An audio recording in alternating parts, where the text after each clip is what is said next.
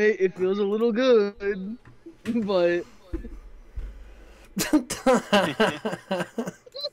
fucking assholes. I want to grab a fucking drink.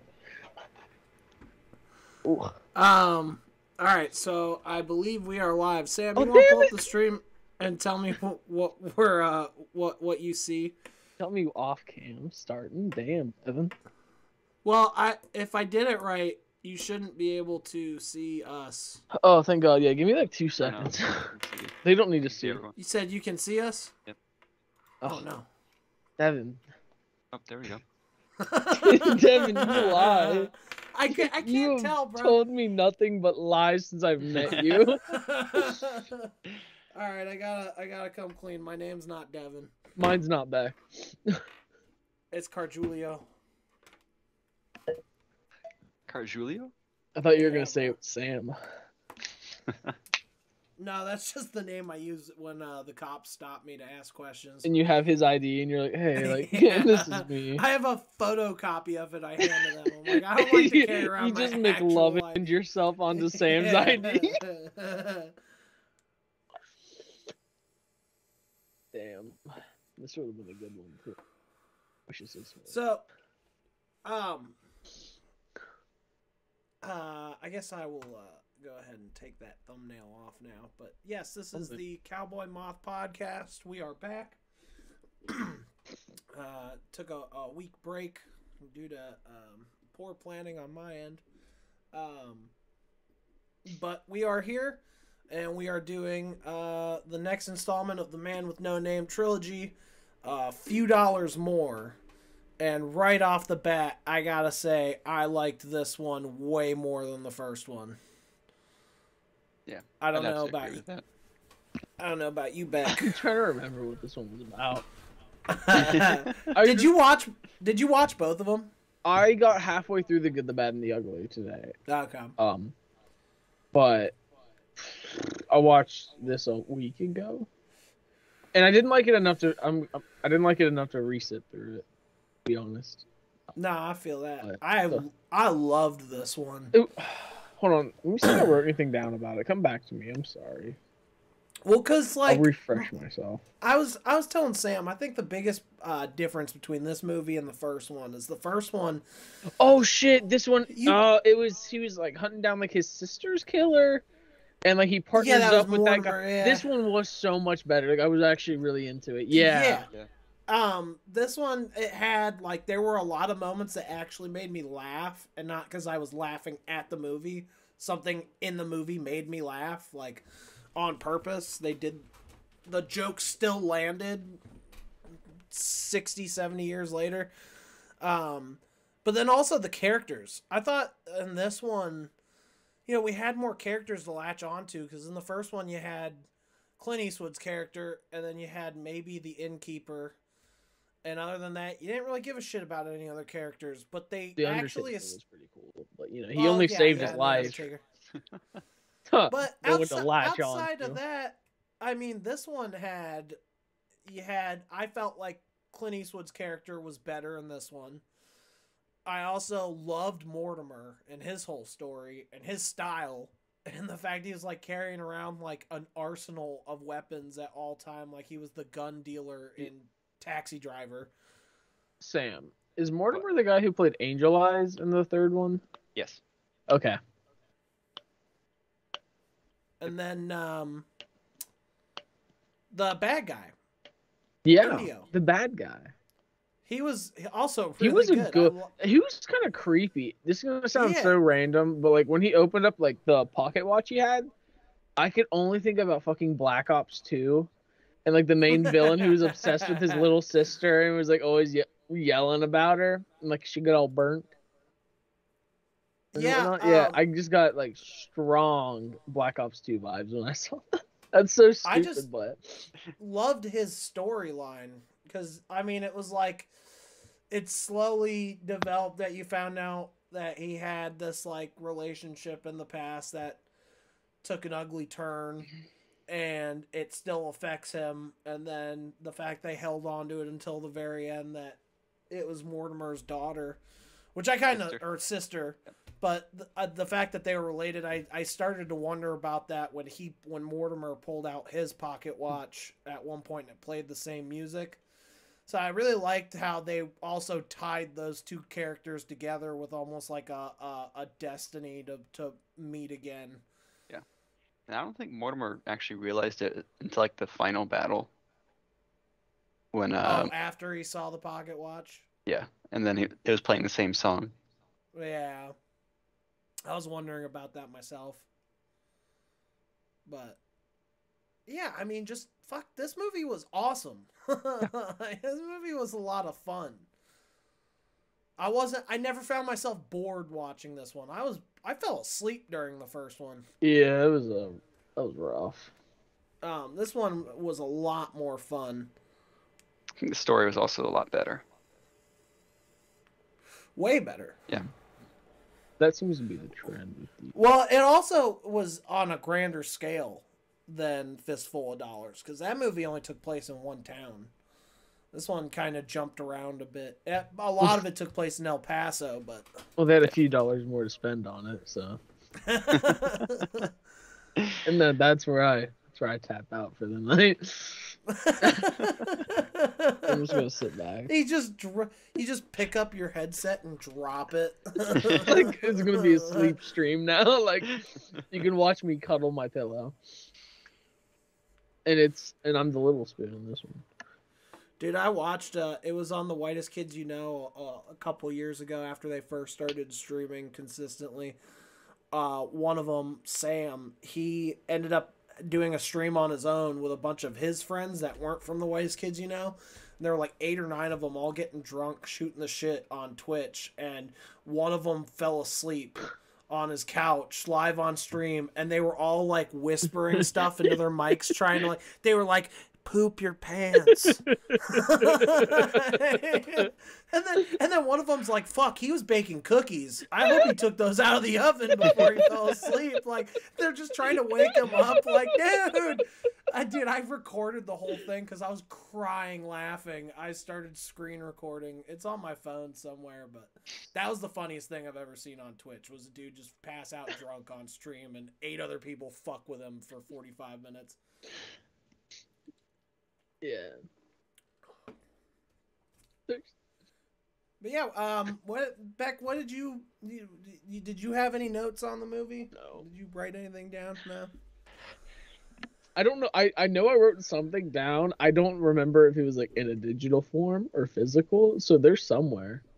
You're gonna find. Hell, I thought I even wrote it down in Snapchat and saved it. So I was going back and looking through, but I didn't find it. You're gonna find those notes in like 5 years and be like, "What the fuck?" I'm already going senile. I'll think it's like some kind of code. On my old like scribblings, like, what does it mean? What does the cowboy moth mean? What does Mortimer mean? I think, in my opinion, where the first movie fell apart is like the only smart character was Clint Eastwood's character. Like, they're pretty dumb villains, but in this one, Indio, he was like a smart guy. His plan was very good. Yeah. Part of the fun of this movie was definitely trying to like guess everybody's motivations and plans, because even though they'd like say they were going to do one thing, they'd go and do something else and leave you in the dark for like 5-10 minutes. Yeah. And you're just like, what are they doing? And so it was really fun to like watch these 3 characters kind of play against each other and like outsmart each other. And it never worked out for any of them, except in the end. Yeah. It worked out for the bounty hunters. Yep. Bounty killers, actually. Bounty killers. I don't know why that irritated me so much every time he said it like that. I was like, stop. Yep. I think it's because they probably only go after the dead bounties. Yeah. They don't take anyone in alive. Yeah. Not like John Ruth the Hangman. See, when John Ruth the Hangman catches you, you're gonna hang. What did you say back? No one cheats the hangman in my town. Yeah. Not okay.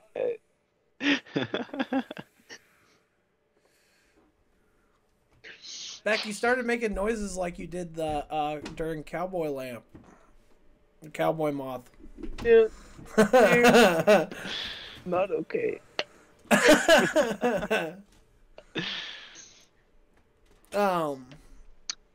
Yeah, and then again, I can't not talk about. I think the soundtrack was used way better in this one. That theme,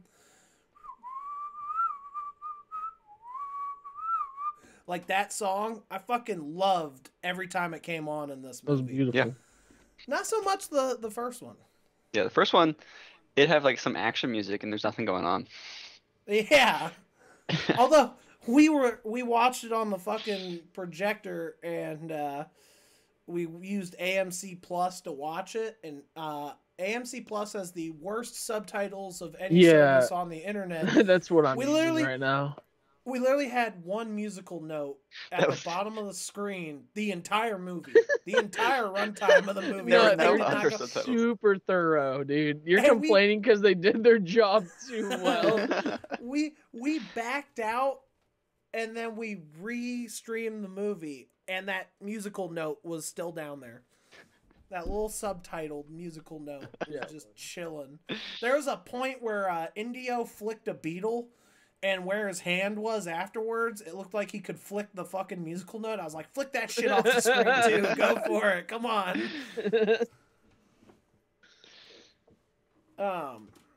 But yeah, this movie made me really excited to watch The Good, the Bad, and the Ugly. I haven't seen any of it yet. But after seeing this, I wasn't sure how, like, going into this one, I wasn't really all that excited after the first one. And now after seeing this one, I'm actually hyped for the next one. Yep. And I gotta ask Zave, because he watched this a year or two ago. That he's kind of the reason why I even wanted to watch this, is because he watched it and I came out into the living room like right as he had finished The Good, the Bad, and the Ugly. He's like, dude, you have to watch these movies. This is the greatest trilogy of all time. Wow. I'm curious how he feels about the first movie.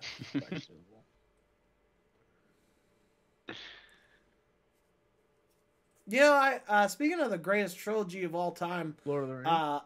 Alex, my manager at work, he said he just started watching Lord of the Rings for the first time. I envy that man. To be able to go through that experience for the first time. Is he watching the theatrical or extended? I don't know. I didn't ask him that. What? Gotta be extended. It's gotta be extended. I just got the Lord of the Rings cookbook this weekend, and I'm so fucking excited because my friend and I have been talking about doing this for years, where we're gonna watch The Hobbit, The Lord of the Rings, all in one sitting, but we're gonna cook every meal that's like in The Hobbit, like meal like pyramid. Are you gonna watch Rings of Power? Why the fuck would I do that? Because it's the Lord of the Rings, bro. I could just save myself the trouble and stick my thumbs into my eyes. Be cheaper. Would be cheaper. I don't have to pay a monthly subscription to watch shit. Like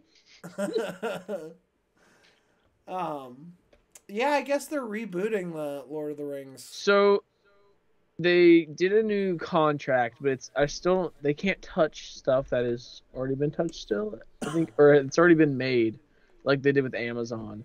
It's gonna be a different storyline, but it's gonna. It was something. Cause I looked into it because they made it sound like they were going to like redo those, remake, but I don't think that was the plan. Is it gonna be animated? I don't know. There was a lot, and I read that a while ago. I'm always ready to like go up in arms against people trying to do that shit.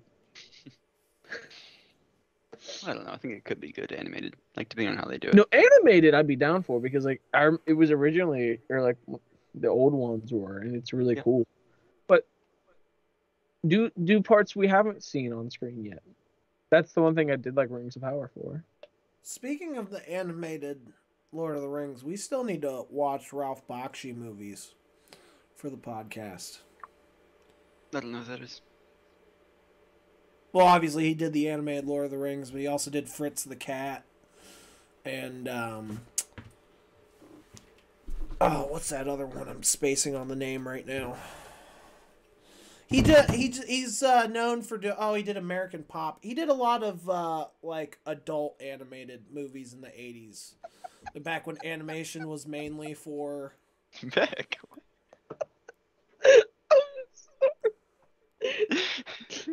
Dude, the way this look Sam had on his face, he looked like one of the fucking Sprouse brothers.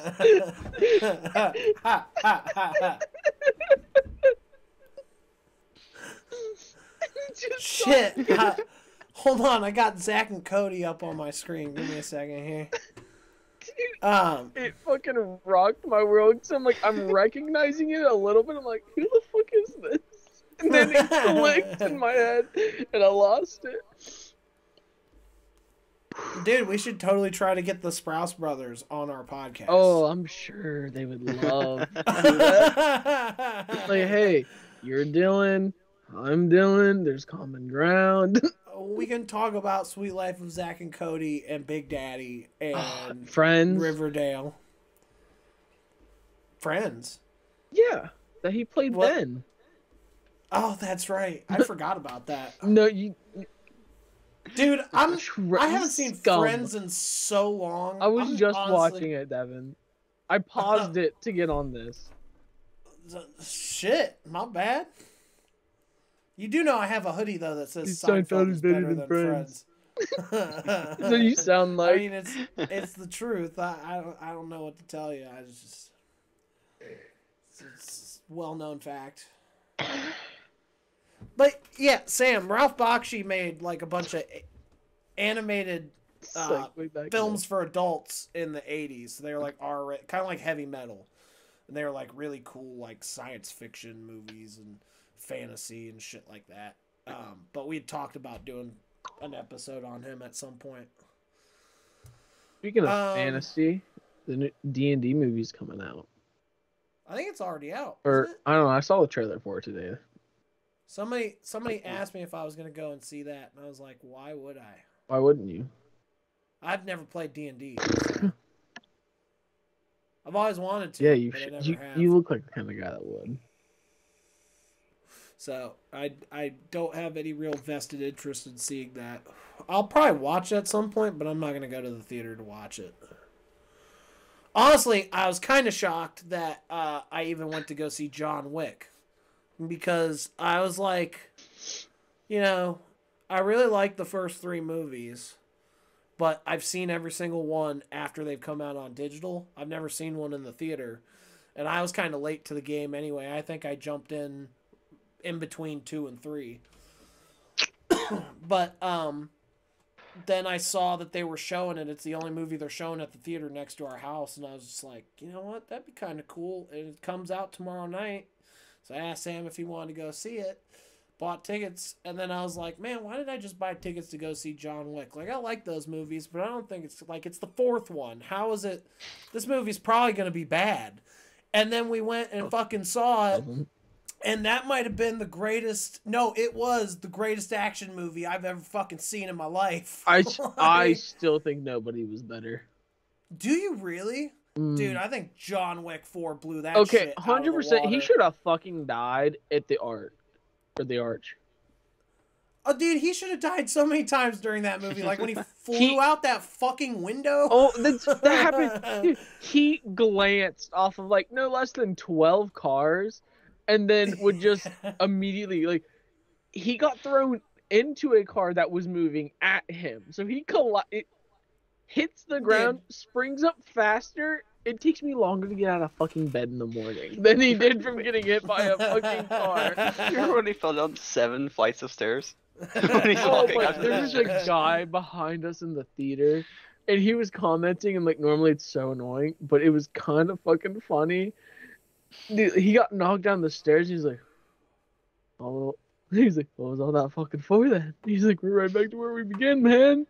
And then the fucking previews were happening, and it was a really annoying movie, and he was like, I don't think I'm gonna go see that. Dude, our theater was hype. Yeah? It was I would say it was maybe 45% full. And it's not a big theater. So there were maybe 30, 40 people in that room. Hey. Everybody was fucking going wild. and just it was, dude. There's so many awesome moments in that fucking movie. And it's like I was like thinking how like this movie's gonna suck because how do you top 3 where everybody in New York City wants to kill this guy, and then at the end he fights an entire army of hitmen hired by the table wearing like fucking suits of armor and shit, and they're like, well, we're just gonna start with 45-minute fight scene between him and a bunch of armored men, and then we're just gonna ramp it up from there somehow. Yep. Dude, that dragon's breath scene with the fucking shotgun, that shit was so awesome. Black Ops, man. That's where my mind went. Like everything else, I just relate it to Call of Duty. Also, like Devin was saying earlier when we were watching the movie, the scene where the guy in the armor just keeps getting shot in the face over and over again. That was so fucking funny. Dude, that's the thing. The choreography on the fight scenes alone was so fucking that awesome. Sweat was real. Yeah. That was like real sweat too, because he does his own shit, and it's dude. I cringed. Oh, dude, nobody with a knife in the hand. Oh. I fucking cringed like audibly in the theater and like shriveled up in my seat. Anytime I think of getting stabbed in the hand, my mind instantly goes to Hot Fuzz. When he got stabbed in the hand by that Santa Claus, that like mall Santa, and they're like, how'd it feel? He's like, it's absolutely the worst pain you'll ever experience in your life. I think in the opening scene, everyone was like, oh, how's the hand? Like over and over again. Yeah, because he was like trying to stop a mall Santa, and fucker just stabbed him right in the hand. That's fucking amazing. I always think of The Mummy when the kid's like annoying the shit out of the dude on the train, and he tries to stab his hand. It goes like right between his fingers, and he's like, "Oh, how'd you do that?" He's like, "I missed." Every time. Oh. Yeah, dude, and then you had Donnie Yen, who I'm not super familiar with, but he is fucking awesome in that movie as Kane. Oh, that was Kane? Yeah. Okay, I don't know what this says about the people I went with, but 3 out of 5 of us, when he first came on the screen, I'm going to butcher his last name because I always do. We thought it was Ken Chong? Ken Chong? We all thought it was him. You thought it was the motherfucker from Ken. You thought it was. You thought it was Professor Chang? It was like a side shot, and he had the aviators on, and he looked just like him in The Hangover. Oh my God. And we all got out of the shirt, and I was like, I thought that was that one dude from like Transformers 3, and they were like, bro, me too. No, that's the guy from Ip Man. Which is a great series. From Hitman? Ip IP. Man. Oh. Ip Man. Oh. He was also the blind guy in Rogue One. Oh, yeah. He's just, he's typecast as blind Asian man with the stick. But everybody was like, all the reviews I've seen for John Wick, everyone's like, honestly, just start casting Donnie Yen exclusively as blind karate man because he's fucking amazing at it. He's just fucking eating ramen, and they're like, do your job. He's like, yeah, there's a gunfight going on. He's just eating fucking ramen. Like, I would love to be that cool in this stressful situation like that. Like, I'm at least just gonna eat. Yeah. I will say, I've been wondering. I don't remember. It's been a minute since I've watched the second. I think it was the second one, or was it the third one? Which one had Halle Berry? Was that the third one? Fuck, I don't remember. With the 2 dogs. That was the third one. Okay, that was the third one. That would be why. I think I only saw that one once. What happened to her at the end? Because I was kind of expecting her to show up again at some point, because I thought she just kind of went her separate way. But I think they did. Then, I think they separated in the desert, right? Yeah. When she dropped him off and he went to the elder or whatever. Yeah. But I was just, the entire movie, I kept wondering where the hell she was and why instead they just introduced another character with a dog. Who, well, I liked that guy. I thought he did a good job. The entire movie, my thought process was, what is the purpose of this guy being here? Like, the entire movie, if Yeah, basically the dog. That's it. It was just to be the guy with the dog. Because That's some weird like close-up shots of his face. Otherwise, Like- he didn't seem to have a whole lot of purpose for being there. He was just kind of, his whole story was he was waiting for John's bounty to get up to a certain price, and then he'd go after Yeah, him. and they never really elaborated on that, did they? Yeah. He gave his Talk dog about, beer, one though. time. Yeah. It was interesting. Mr. I did Krabs like- officiated a duel again. I did like my favorite part with him was probably during the duel when he was just sitting there watching it, and he's just like commenting on it. Which Cowboy Month fucking ending with a Wild West style duel. We talked about how the and- blind man hit 3 out of 3 shots. Yeah. And I think that's pretty fucking impressive. Well, John also hit 3 out of 3. Yeah, but he's not he blind. missed one. He missed No, the second technically he didn't miss. He hit all Did he 3. miss one? I thought he No. hit. I He thought only- he hit Kane twice, one. Oh He yeah, he did, hit him and once then in he the shoulder, faked. once in the side. and then he used Yeah. his third round on. Yeah, Take I me- forgot. Yeah, he just didn't shoot. Yeah, because he's like, you fool. He didn't fire. Yep. There's like So- consequences. Yeah, Keanu Reeves, I think he said it himself. He's like, I'm not a good actor. He does not have a lot of range. Dude, And I that love, I fucking- noticed how little he speaks in that movie. Dude, they literally gave him like less than 10 lines in the movie, and they're all like, Yeah. I I was need like, a weapon. I was watching this, I'm like, he's not that good.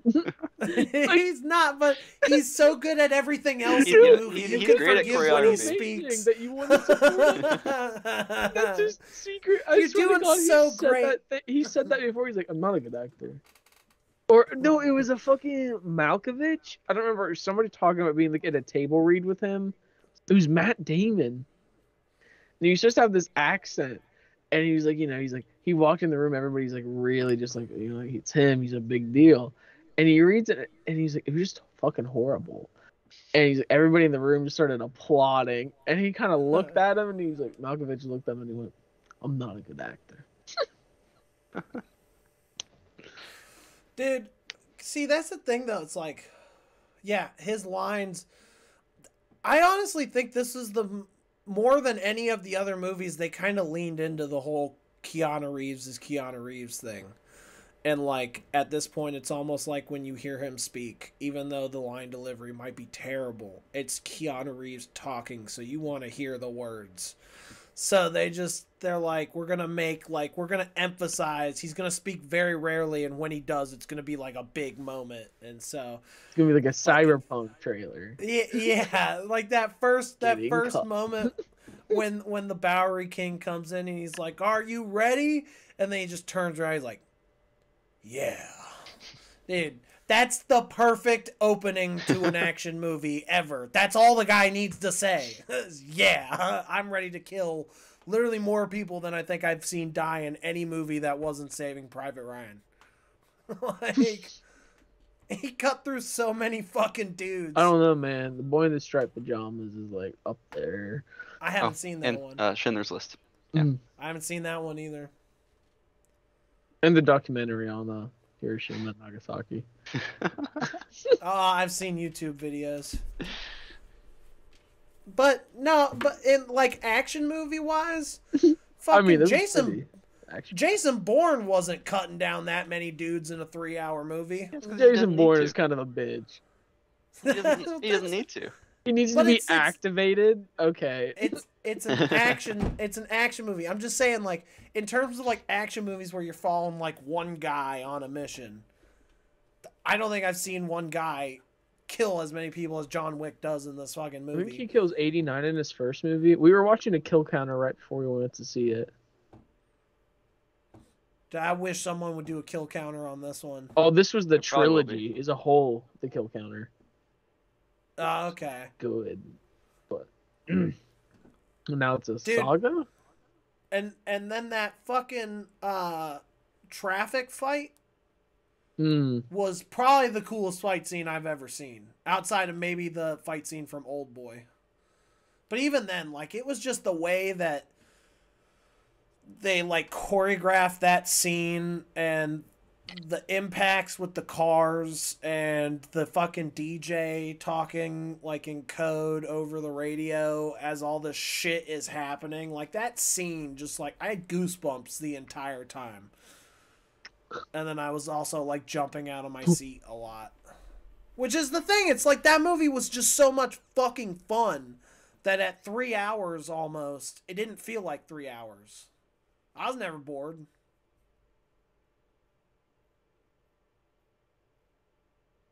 No, nothing. Nothing. My brain works weird, man. I feel like I've been talking literally 90% of this episode. Devin, you started so fucking late. I know. I don't know what you want from me. Well, I said this one would be short, so what time is it? It's almost 1. I'll try and wrap it up here soon. Yeah.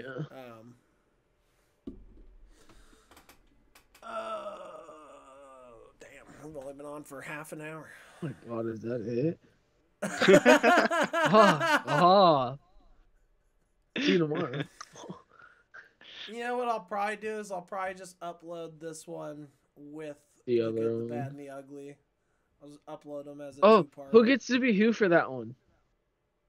You said what? Who's gonna be the good? Who's gonna... Sam, you're the good. Oh, damn it, I'm the ugly. I just know. Anyway, that's settled. Never mind. I think we should all find a cowboy hat. We got a barn. You don't think I have a fucking cowboy hat on standby? I feel like there's a cowboy hat in this house somewhere. I don't think so. I feel like it's in your parents' closet with some handcuffs. I honestly assumed you would have one. Different house. I honestly assumed you would have one, Sam. I think I do. In my parents' house. That makes sense. Sam, you seem like you really went through like a hardcore like cowboy phase, but like he was only like after Hannah Montana aired. Weekends. No. And you kind of got into like the weird like southern chicks. Also, I didn't watch Hannah Montana. So. Well, no one watched Hannah Montana. Everybody saw an episode or two. Yeah, dude. You had to see it from Billy Ray. I told my manager Alex, actually. I said, because he mentioned Hannah Montana came up somehow, and I was like, yeah, I actually did watch Hannah Montana, but I didn't watch it for the story. I watched it because I had a huge crush on Miley Cyrus when I was I've heard this, and I forget you've told me this. I always forget about it, and then it's just as funny when I hear it again. I mean, I still do, bro, but story for another day. You kind of look like Liam. I don't think that'll ever happen. You said what? You kind of look like Liam. I don't know if that'll ever happen.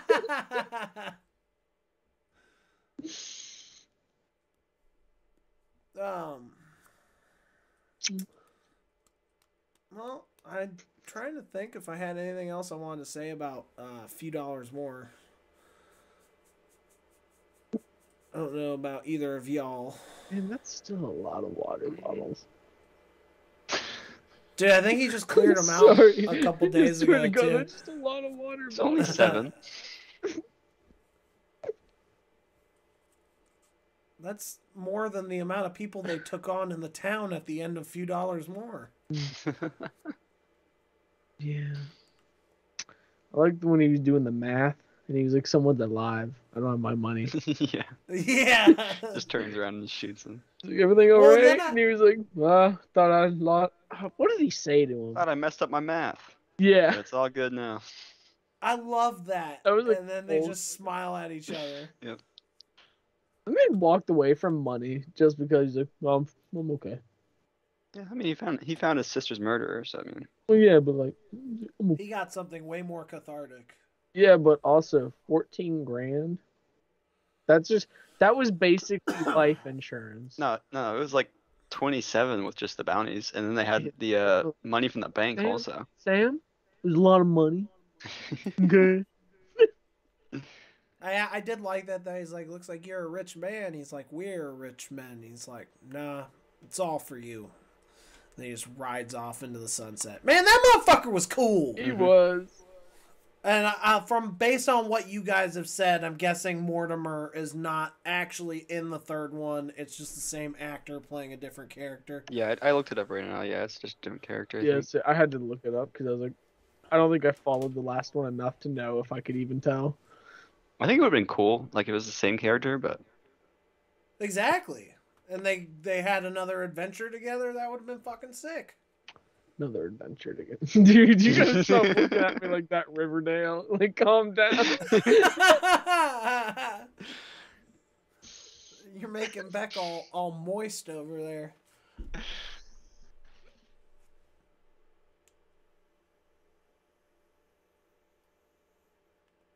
Shane, hit us with another zinger. Wait, what did Shane say? I don't even know if he's watching right now. Oh. Wow. I just thought, you know. Wait. So, yeah. Beck, I wanted to ask, when are you exactly coming again? What day? Fuck, it'll be a Sunday. Sunday.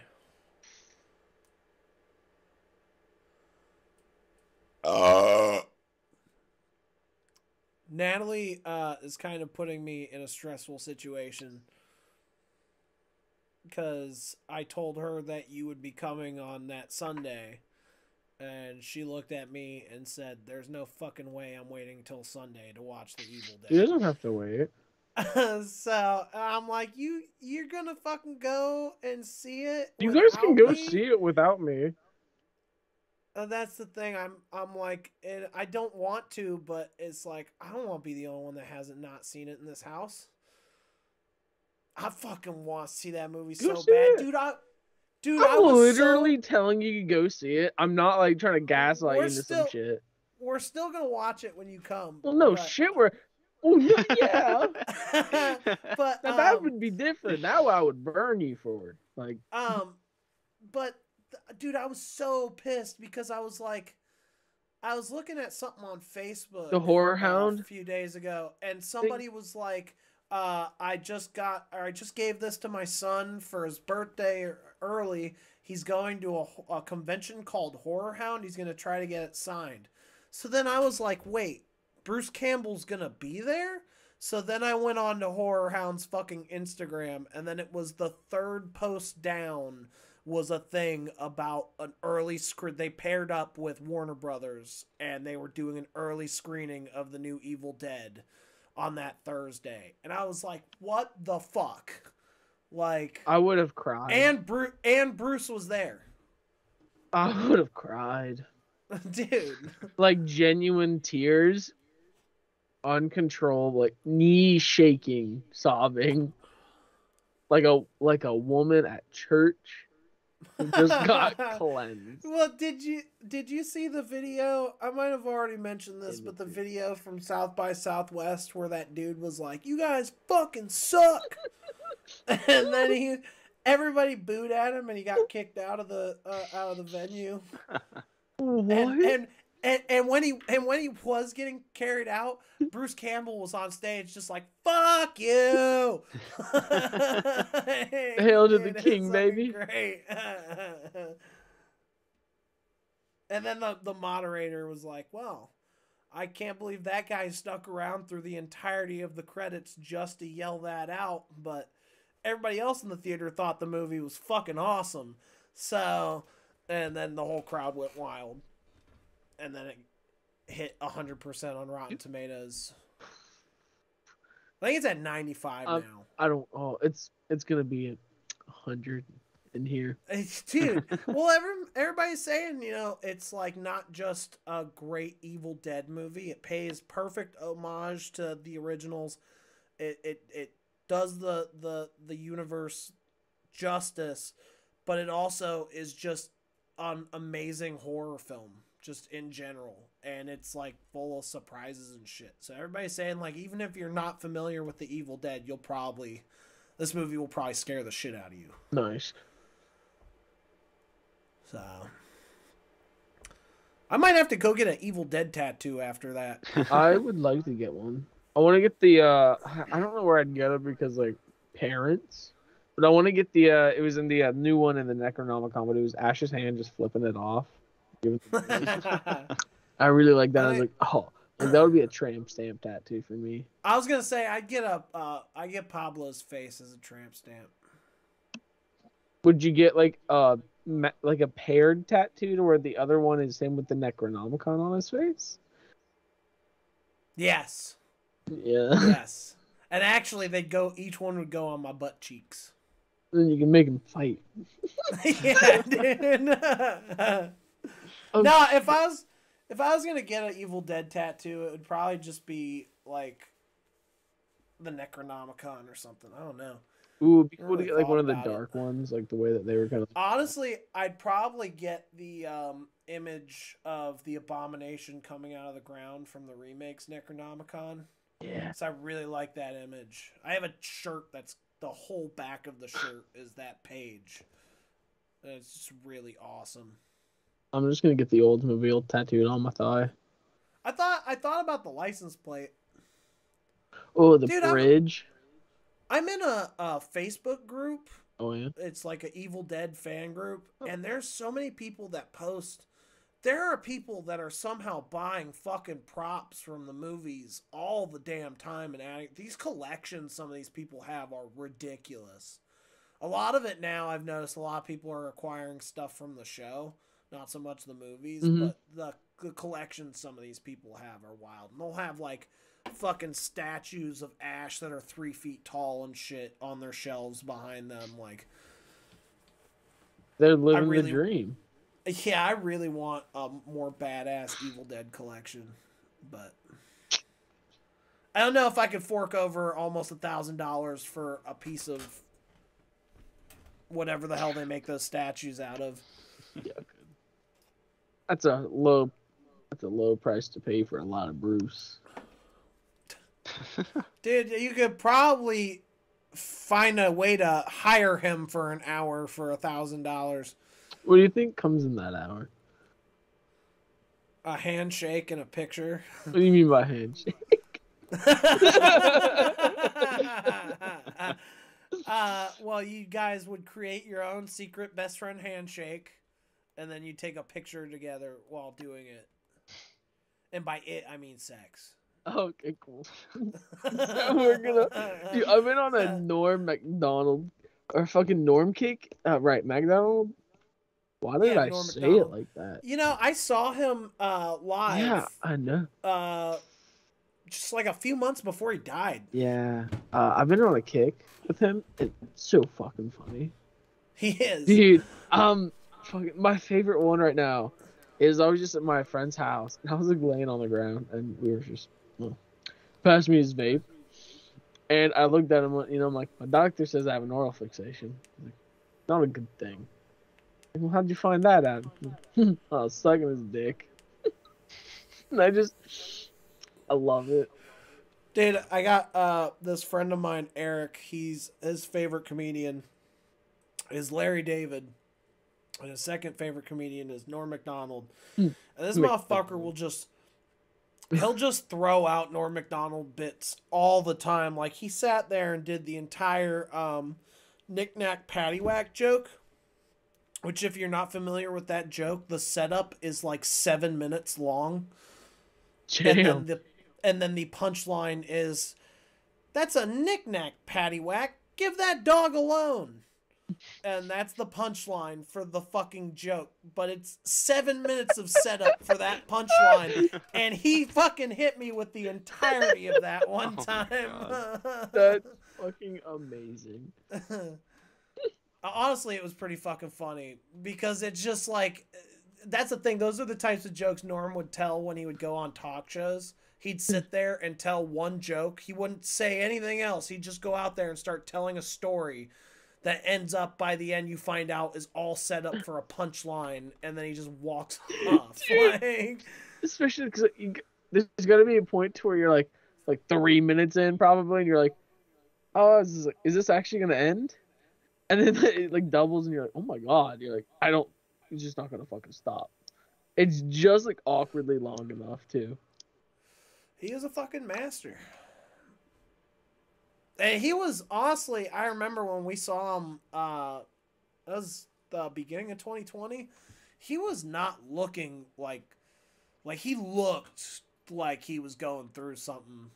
Like, he was looking kind of a lot thinner than I expected. And he was obviously older, but then, yeah, it was like maybe 8 months later he died, I think. Maybe a little bit less. I can't remember exactly, but... Dang.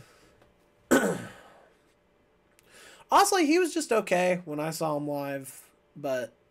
He was also dying, so... Yeah. Might have affected him a little bit. Show must go on, Norm.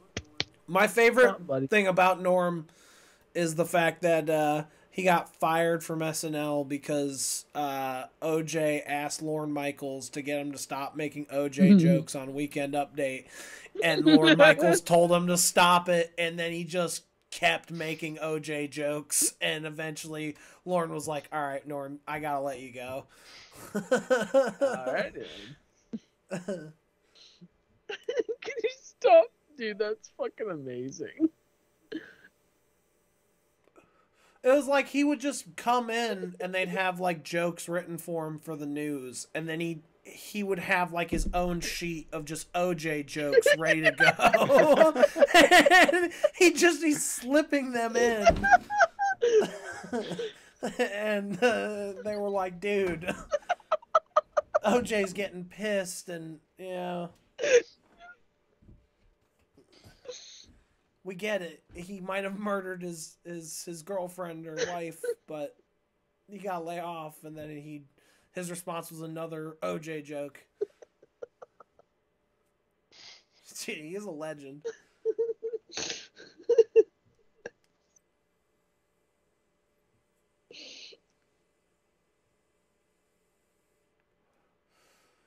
All right. Well, I guess we've been going for about 45 minutes here. I think God. that might be. Dude. Might be. That was like 15 fucking minutes ago. That was another lifetime ago. What? When you were like, it's only been like a half hour. Oh, yeah. Yeah. Yeah, it's been another 15 minutes, exactly. Bullshit. Time's a conspiracy. I think I'm just gonna upload this one. Yeah, I wouldn't.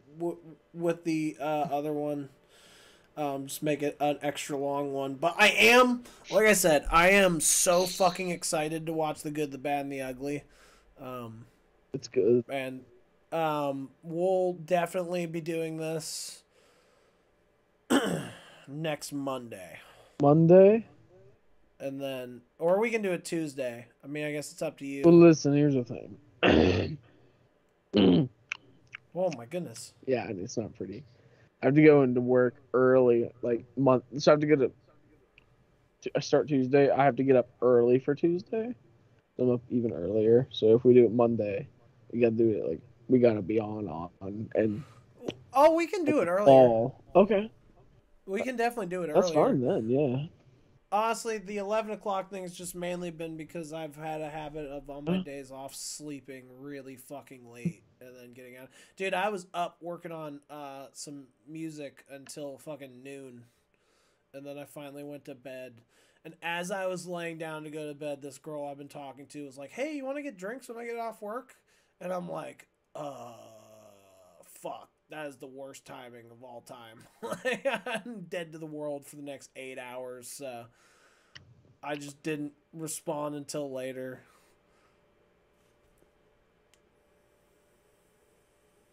I don't know.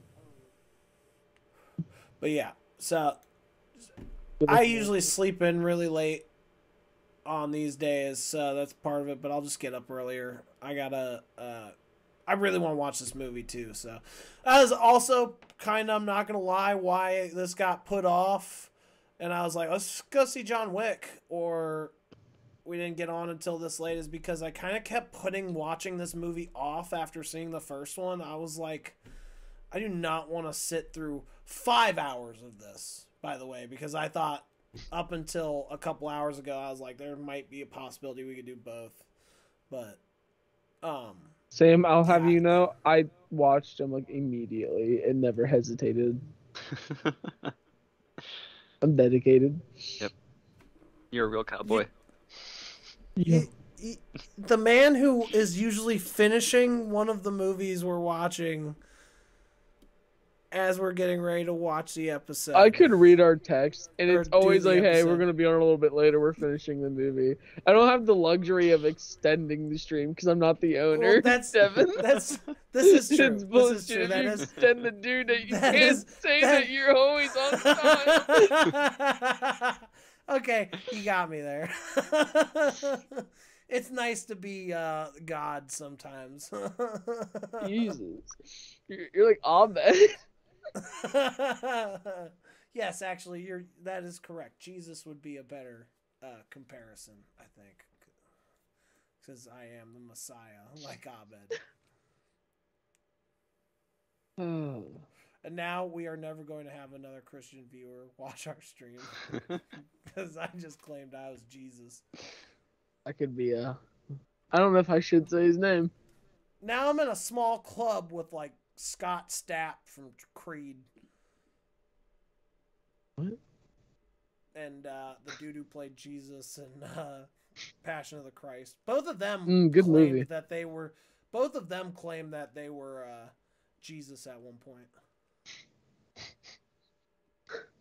Scott Stapp, I guess he didn't like blatantly say he was Jesus. He just had like a Messiah complex, and he acted like he thought he was Jesus. Oh, the hell he went through. And then he was like, "With arms wide open." It's a great song. It is. I mean, they got some bangers. I'm not gonna deny them that, but Scott Stapp's just kind of fucking psycho.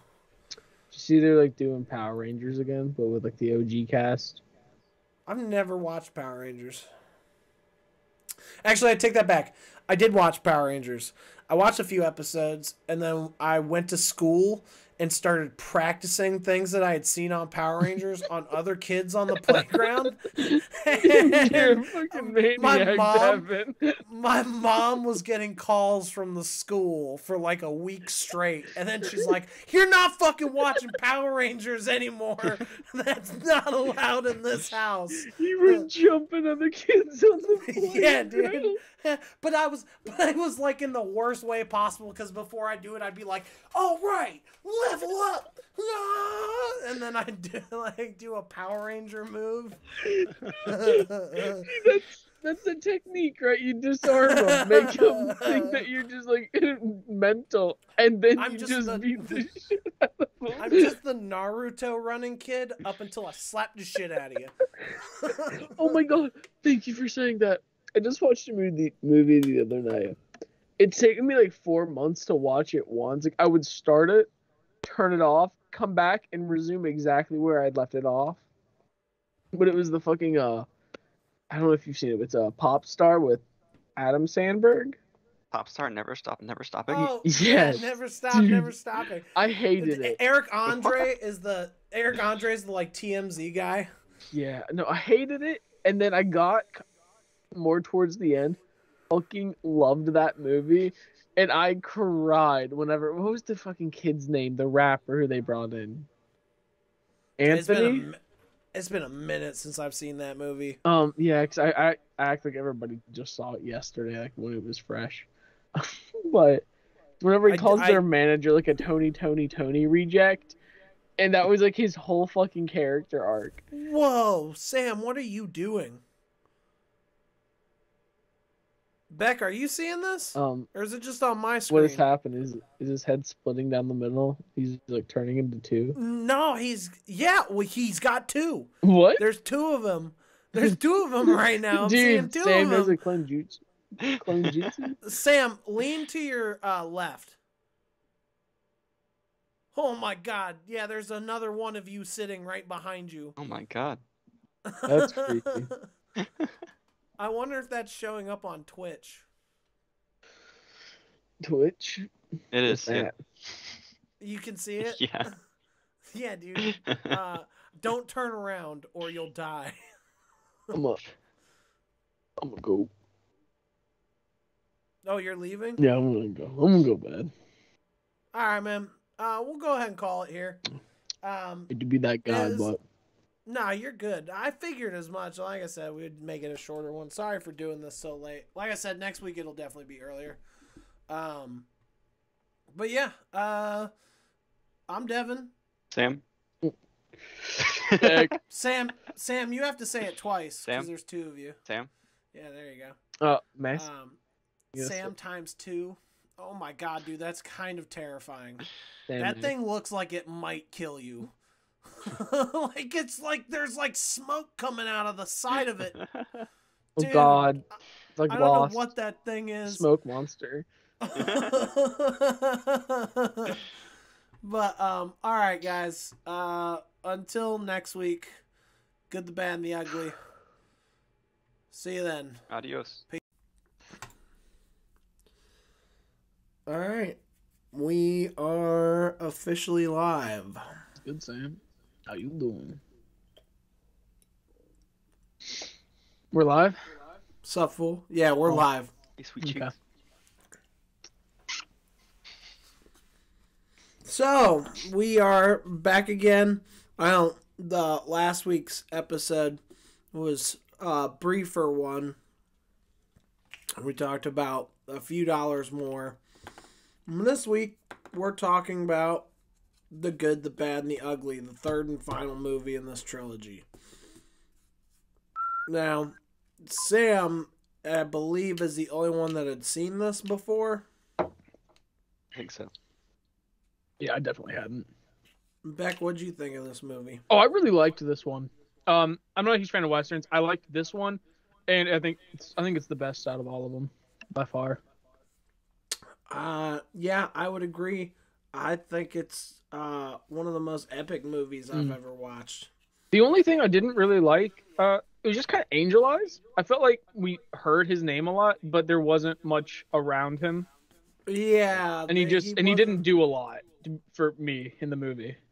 It was all Tuco and Blondie. Yeah, I really liked Tuco. Yeah, he was great. I like how it started out. Like, you kind of didn't really have an opinion of him. He just seemed like a guy that was working with Clint Eastwood. And then after the whole desert incident, you, like, want to hate him, but at the same time, you kind of get, like, yeah, he's getting his revenge. The thing is, they call Blondie the good in this movie, but he's just as big a piece of scum as Tuco. Yeah, I don't like, why did Tuco get the ugly? He got ugly, right? Yeah. Yeah, and then like he does the exact same shit, except he's the one with he's fair. He's completely valid because he's like, I'm the one with the rope around my neck, and he's like, yeah, because we literally see like Tuco is the reason that the Blondie went out, worked with one dude, and then he got hung because Tuco is like, no, you're not gonna save him. Yeah, Tuco definitely, because then after the desert stuff, and he realizes like he needs Blondie to find the treasure. He's like, you're my best friend. Like, we're best friends. Your life means a great deal to me. But then you still couldn't trust him. Yeah. But you also still couldn't trust Blondie either, because like at the end there, I thought he was really going to leave him hanging. No, he's the good. Yeah. I think that is my favorite. I think that is my favorite line from Tuco. You know what you are? Just a dirty son of a... And then it goes into the song. Yeah. Dude, I loved when Tuco tried to take off on a horse after they had traded their secrets. And then he started shooting at him with a fucking cannon. Yeah. But then it's so great because then he gets knocked back by the cannonball the second time, and he looks up and he's just at the cemetery. It was like, and then the music starts. Oh, goosebumps. Arguably, that's like the best song. Yeah. called. And then that whole part where he's running through the cemetery and the camera's like spinning. Oh, that was really cool. The cinematography in this movie is fucking ridiculous. Yeah. For coming out in '65, I mean. Yeah, dude. And awesome. I don't know what version you guys watched. I watched the one on YouTube because it was free. Yeah. But I had a fucking beautiful looking movie, and it didn't feel like an old movie to me. Beck, we lost you again. Even for a year gap and all the other ones, I thought it did look so good. Mm-hmm. It just looked good. It felt good. It sounded amazing.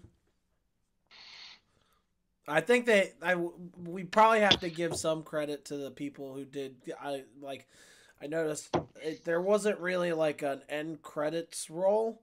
There was just a couple of like slides, and a lot of them were regarding like special thanks to so and so, Clint Eastwood, and someone else for helping to restore this film. Clint Eastwood. And then it had a lot of credits for like remastering both picture and sound. So I think we gotta give a lot of credit to the people who remastered this, because it is. So was there a remastered version on YouTube? That's the one I watched. Yeah. I started an AMC subscription when we started watching these movies, and so I was able to watch all three of them on there. I couldn't find it on AMC.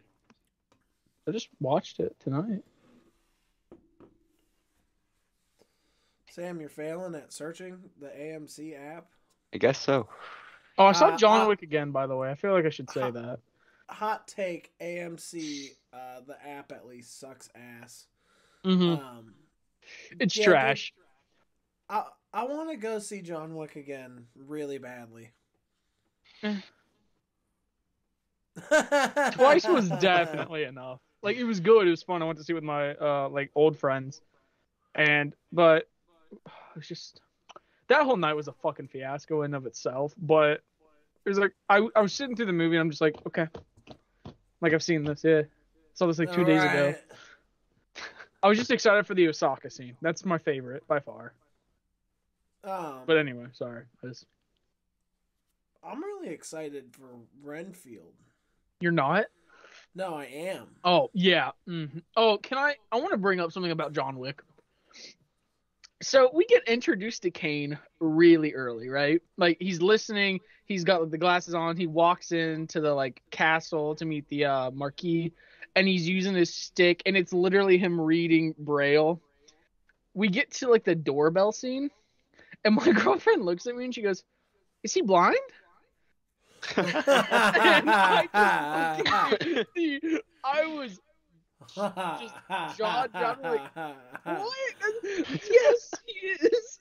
Thanks for asking. Oh my god. Wasn't there a line even like when they first introduced him? He's eating the soup and he yells, they go, "Blind man, do your job." Well, even before that, I think there was a line when they like really first introduce him and he's like, they say something about like he didn't lose his eyes, he gave his eyes. That was after it, whenever nobody's trying to shoot John after the whole incident, and he comes up and he was like, hell of a thing for them to take your eyes, talking about the table because like they stabbed nobody's hand. He's like, I didn't. Yeah. He's like, I gave them.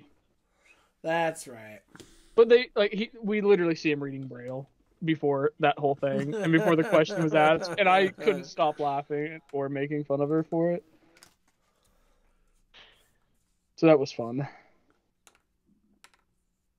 Yeah, you get the bad and the ugly.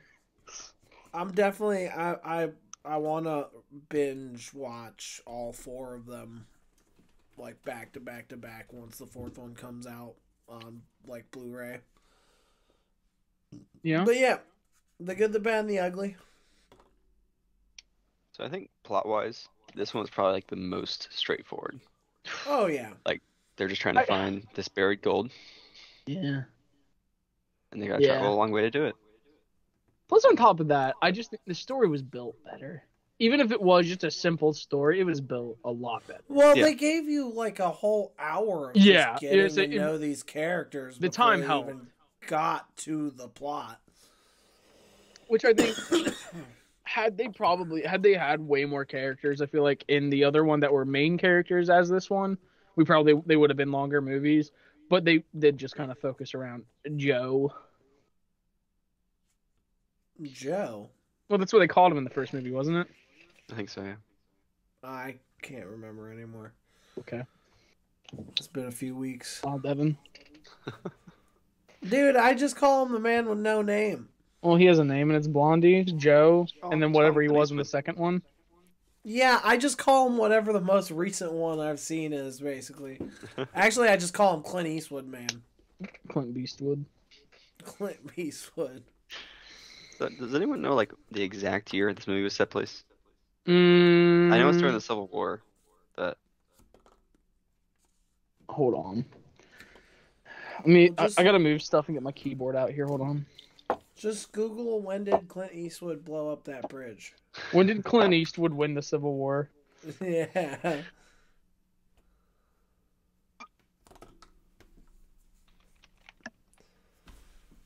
Man, that fucking captain they ran into in the trenches there, the dude that was getting really drunk, reminded me of a part in The Whitest Kids You Know's Civil War on Drugs.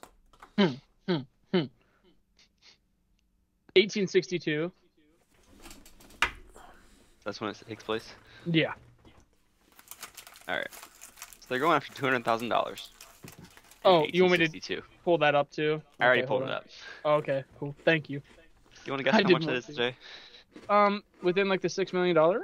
No, it's got to be more, right? You're close. It's Am I? 5,957,000. Oh, okay, come on. I should have been a fucking accountant in 1862. Yeah, that is wild.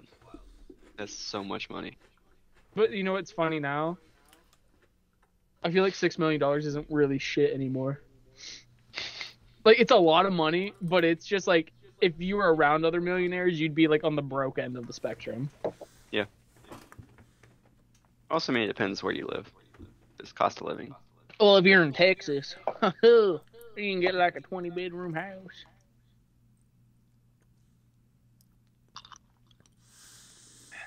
God damn, that's a lot of money. What do you think the first thing he would have spent that on after doing all that? Hookers and cocaine. I mean, it is the West. Hookers are like Yeah. a very prominent and allowed thing. I don't think it's unsafe to say he might spend it on a woman of the night or the day, you know. I'm sure You've I'm seen- sure the ugly would. I'm not sure about Blondie though. You've seen that news clip. You think where Blondie the has a woman's- chastity belt? Where the woman's interviewing people buying lottery tickets. Oh, that's exactly what I was quoting. And he had to go back on like the news, and he was like, "That was a joke." And his wife's standing next to him the entire time. And he was like, he would have left her in a heartbeat.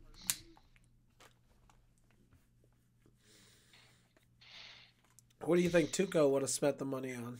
Oh shit! Is that corn? What? It's a magical thing. I think Tuco would have spent it on hookers and blow. Tuco, yeah, he would have gotten a chicken and a pot and lived in the cave, rich for the rest of his life. And he would have been surrounded by water bottles.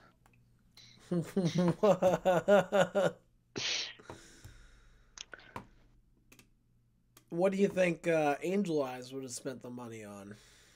The Union. The Union. Isn't that who he's fighting with? He was playing a character. Well, still, he was everybody just was a- playing a character in this movie, to be fair.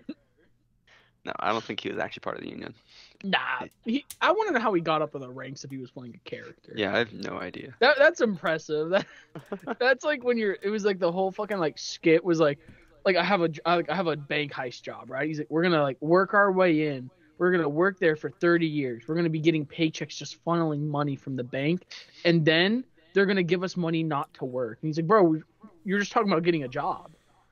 And that was like Angel Eye's whole like setup was just getting it and then getting a military pension. He's like, I'm scamming these suckers.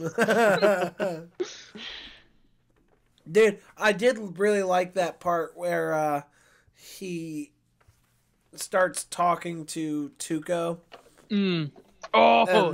And then he's like, "Do you want to hear some music?" And he has that band start playing music, and then he starts beating the fuck out of him. And then there's like that part where the one kid's playing, but he doesn't want to because he knows what's happening. Yeah. I really like that whole scene. See, I liked the scene after that when Blondie comes in and he's like, "I'm not gonna get the same treatment." He's like, "Would you talk?" He's like, "No." Like, exactly. He's like, "That's exactly why." I thought that was so cool because he's like, not only does the main antagonist understand that it just won't work. He's like, it's not even. There's no point.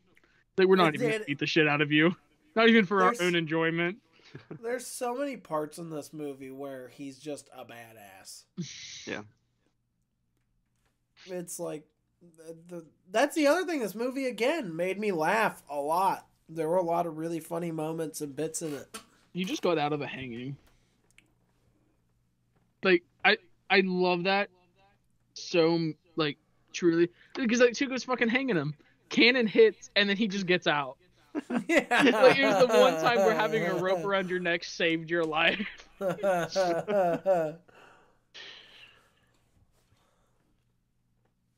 Yeah. So, oh wait, I already did this because then I immediately hated myself because I was like, I'd be the ugly. Never mind. Who was the one-armed dude that showed up to kill Tuco? That was the guy from He the was the beginning guy scene. at the very beginning. Because I watched half of this movie, if you remember, last week, and then I came back home and finished it because I remembered it for the most part. It's just like little details like that I was forgetful about. But yeah, I didn't remember him at all and just saw him showing up. And he's like, and I had time to get good with my left hand. Yeah, it was the guy because there was the three guys that kicked in the saloon doors at the very beginning of the movie, and when they were first walking up, it was two guys and then one guy. The guy who showed up later on was the one guy. He had like a scar on his face, so he kind of like stood out. Yeah, I also love Tuco's line from the bath scene. It was good. He's like, if you have to shoot, Oh, yeah. You have to shoot. Don't talk. Yeah. My only issue with that scene is that, like, those bathtubs, people, like, you just rented them out. Like, you would pay to use them. And Tuco just blew, like, so many loads in that shit. He had no right to. Like, knowing another man's going to get in that tub. What? Huh? He unloaded so much into that tub, like, in that tub, that it's really inconsiderate of the other people. He also, that man was like, I'm about to take a bath. I need the gat. Yeah. He was sitting with it like under the bubbles the entire time. He's like, I can't wait for somebody to get the drop on me. He's And it's staying really ready. a moment of like, ready. Dude, it's a moment of like, how long you been like, how long has that been under there? Like, I don't even want to say. Like, how many times has he gone into the bath with a gun waiting and then gotten out and he's like, I didn't need it this time. Nah, he's in there playing with it like Adam Sandler was with the shampoo bottles and Billy Madison. He's just or a rubber ducky.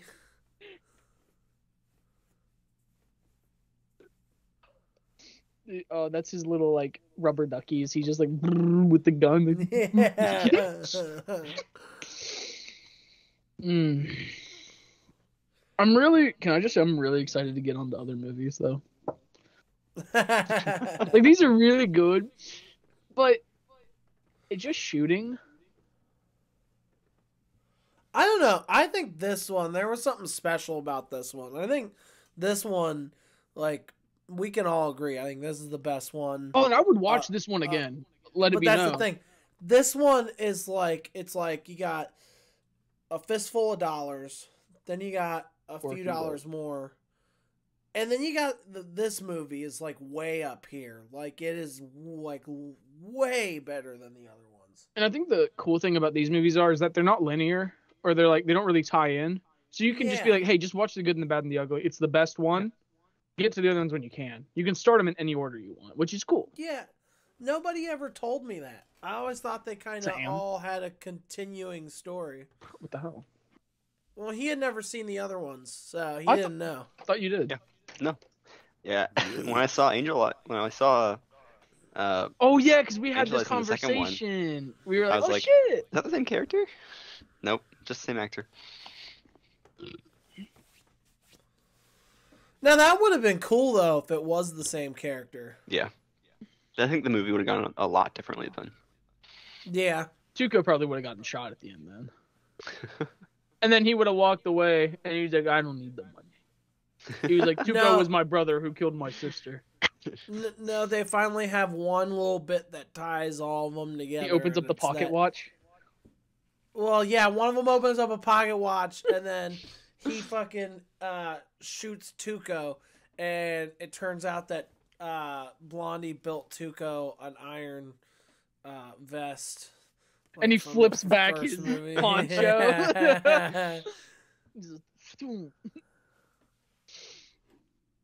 That was also cool. I think, yeah, that was a return of that poncho from the first movie, wasn't it? Wasn't it in the second one? Or no? I can't because remember. I thought it was in the second one because I remember at the beginning of this one I was sad because he didn't have it and he was wearing like that coat, but then at the end of this I saw he had it on again. I was like, cool, because like that's just kind of like iconic. Yeah. And I know it was in the second one. I think it was also in the first one, so it might have been like all three. It was in the first one because it's like that's whole shtick I felt like is that and you can't see he has a gun or that he's hands on the holster, which I really liked in this movie if I'm right. His jacket had like a secret pocket in it, so he was able to reach in from the outside and fire without that was our first encounter between Blondie and Tuco. Oh yeah, because it was when they were setting up his like capture. Mm-hmm. Wasn't it? Yeah. Yeah, and those other 3 bounty hunters, I found him. Oh, so fucking cool. Blondie just kills all of them. Yeah. Well, so here's my thing: they were already working together at that point, right? I'm pretty sure. Yeah. Yeah, so what was Tuco just doing out there? Is he just, like, wandering? Trying to get caught by a bounty hunter. Or it was probably for the story setup, so it seemed like he was trying to capture him. I don't know.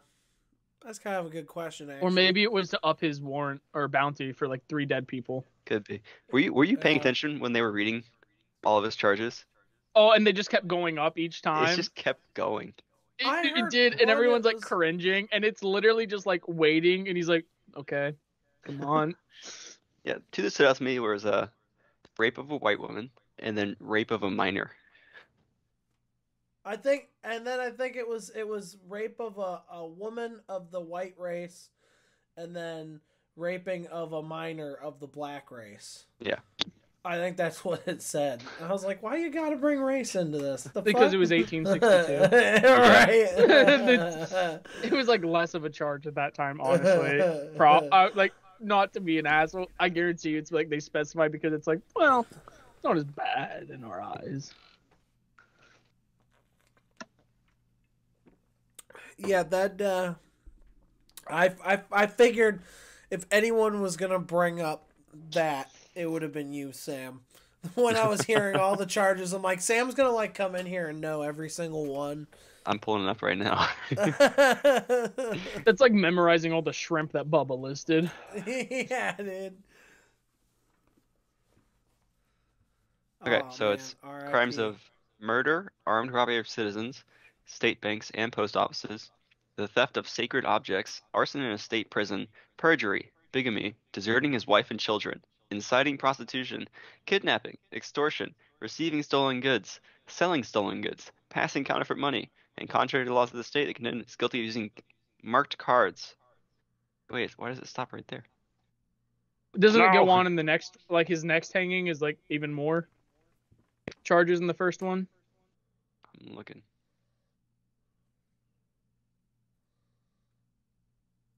Nope, I don't see it.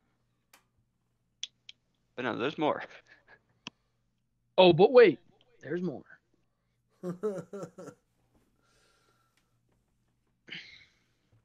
Devin, man.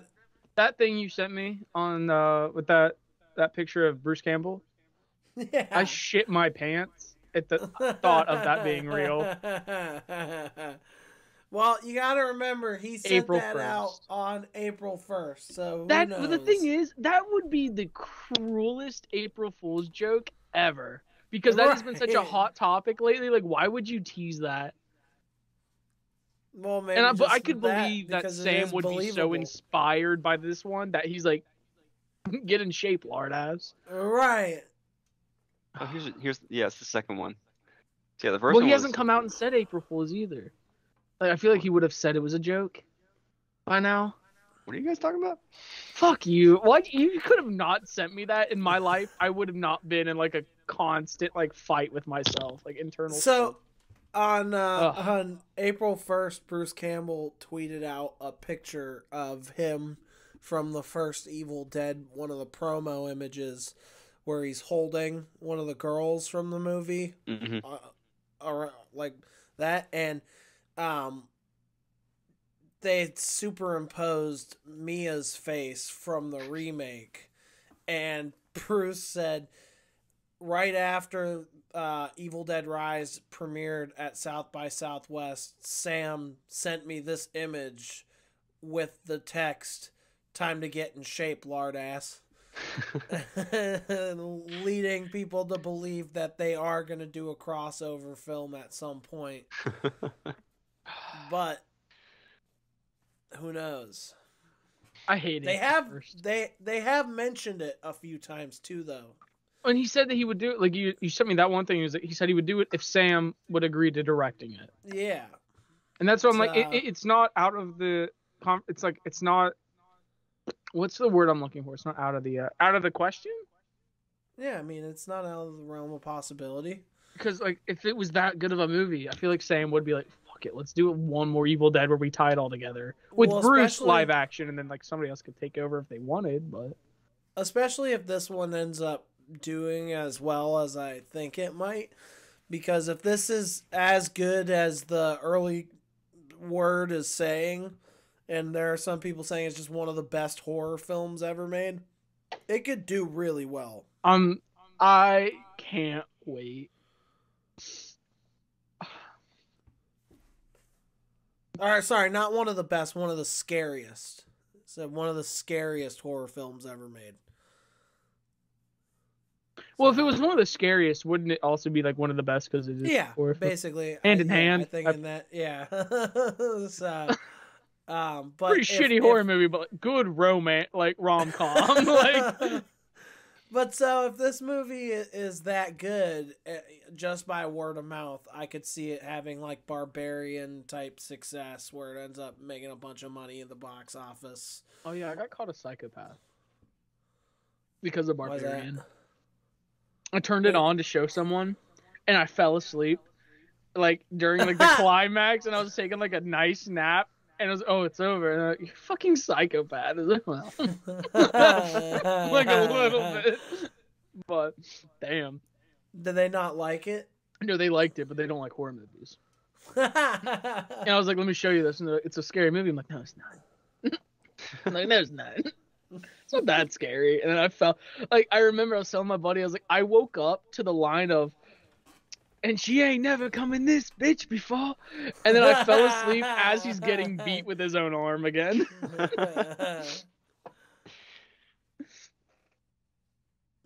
But yeah, I mean, so if it does as well as I think it might, Sam would definitely want to do another one, I feel like. Oh, like another like touch up on the Evil Dead series? Yeah, like what if we talked about the show, like made it like a long one that like we do like however many months in advance, but like we watch it over the course of it and talk about the show. Oh yeah, for sure. Because I watched most of the show before our Evil Dead stream because I love this show so much. Well, I've been trying to I wanted to get Natalie and Sam to watch the show before the movie comes out, especially because they are saying that this movie... It's all tied in now, because it's all in like a universe. Yeah, it's in the original Evil Dead universe, so what are we gonna in the call world it? With Ash. Is it the Necroverse? The Necronomiverse? Necroverse. The Necroverse? The Necroverse? How about the Ashverse? Just call it Evil Dead. What? It's boring. Boring, Devin. You're just gonna call a movie by its title? Ugh. What kind of world are we living in? I need something to stimulate my fucking pea-sized brain. The Raimi-verse. Ooh, yeah. Oh, isn't that what it's actually called? Like, all of his movies, they call him, like, the Raimi-verse? Probably. I don't know. Does that mean Spider-Man and Evil Dead are in the same universe? Ooh, crossover well, time? The there Necronomicon have attaches to Peter like it does to Pablo, and he's like swinging around like just like unleashing demons. there have been I think there crossover Easter eggs in Spider-Man. Like They should have Sam Raimi direct like the first Marvel Zombies movie, but make him Deadites. I feel like I heard something about Sam Raimi coming back for another Marvel movie. Well, because I know they said something about Bruce Campbell's character making like another appearance, didn't they? I Like, have no his idea. dumbass like pizza A character. hot dog or pizza guy. Yeah, he's a pizza guy. I'm still so let down by that movie. I really liked it. I don't go in with high expectations in the movie, so I don't get let down. Dude, I was expecting Master Chief to show up, man. Why? It's not Microsoft. He's gonna fight the flood in this movie, and like that's part of the. I was expecting like crazy fucking crossovers, and for us to get a lot of like crazy stuff because it's a multiverse of madness, and we only got like a couple of different universes, and the fucking chumps that we did get got eviscerated. So that was the coolest part of the movie, though. It was like seeing some of the gore. Yeah. Was it? What was his name? Black. Black Bolt. Black Noir. Black Bolt. Yeah. Yeah. Yeah. Black Noir's from The Boys. Well, same thing kind of happened. Spillage. The same noise occurred on both of their deaths. Right. Squelch. But yeah, I don't know. I think that's what it was, though. Sam Raimi was going to come back and do another Doctor Strange. Or at least Marvel wants him to. But fuck that. Go do another Evil Dead. Give him Spider-Man again. That'd be cool. I'd like to see. Do Spider-Man 4. I think it would have been cool if he had been like a consultant at least on No Way Home, because they're bringing back Toby. And like a lot of his villains, that would have been cool as shit. Dude, you know what let him direct a Sinister Six movie, because he was building the OG one. That's what I want. Sorry. Let him do Disney Plus series, but it's Tobey Maguire's Spider-Man and a continuation. Oh, I think it should be the what's the fucking one with like the red pea coat?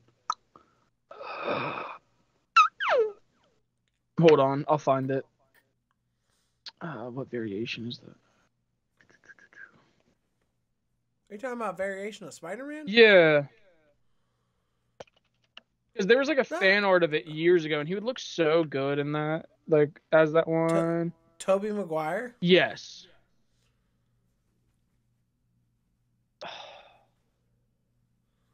Talk. It's gonna be a minute. There's so many I have to go through. Well, I just was thinking Turkish Spider. Okay. They give him like a 8-episode series on Disney Plus or something where it's it's basically Spider-Man 4 with Tobey Maguire and Kirsten Dunst, and then Bruce Campbell plays Mysterio like he originally wanted. That, or I think if they gave him like the Spider X would be a good one, because it's like I think he could make it creepy as shit if he did that one too. See, I don't know too much about variations of Spider-Man.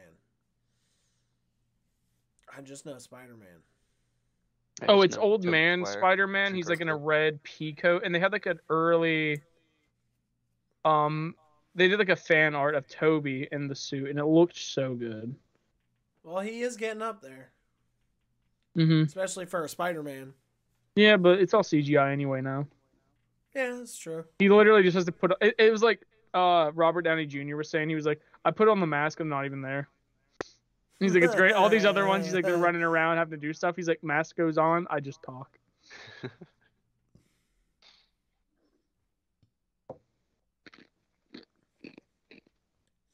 Yeah. So, I'm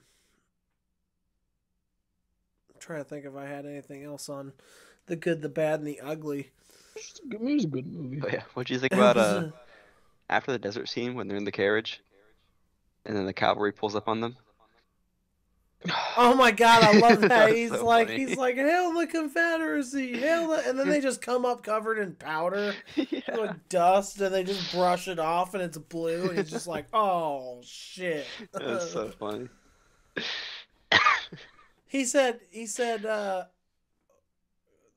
I can't remember what he said, but he said, oh, this is, or he said, this is God's country because he's given us out, or he loves good Confederates or something. And then he's like, yeah, well, apparently God also loves idiots. That's true.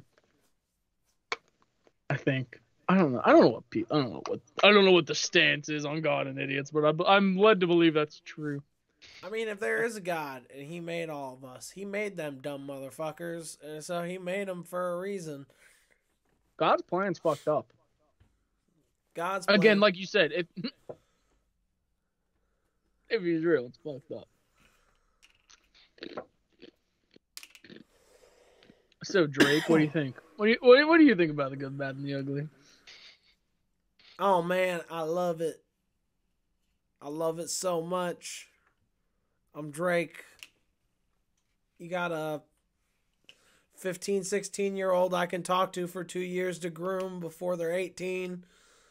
I mean, he was back in 1862, so probably, yeah. He wouldn't even have to groom him. He'd just have to propose at that point. I was going to say, it wouldn't even be... He'd have to show up to the house and be like, I have 2 goats to offer for your daughter. Like, that's a lot of milk. Take it.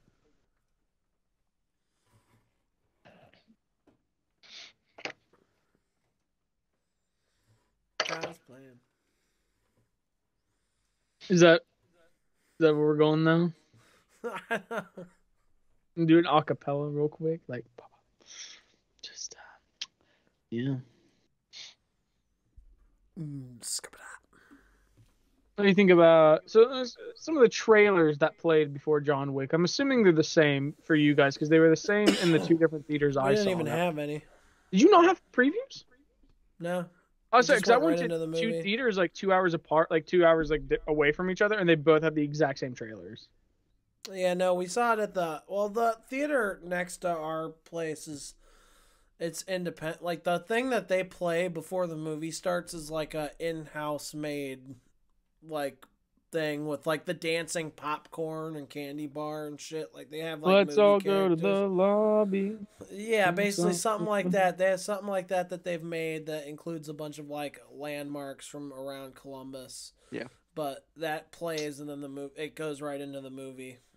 Mm. At least it did for John Wick. I think we had previews when we saw Megan there, but I can't remember. Oh, so that's Yeah, boring. okay. I love seeing trailers. I do too, Yeah. but I also am not opposed to not seeing them. No, I want to be there to see them. Although we also did get there right. We sat down and the movie started. So we may have just missed the trailers. I don't know. Yeah, weird ass theater.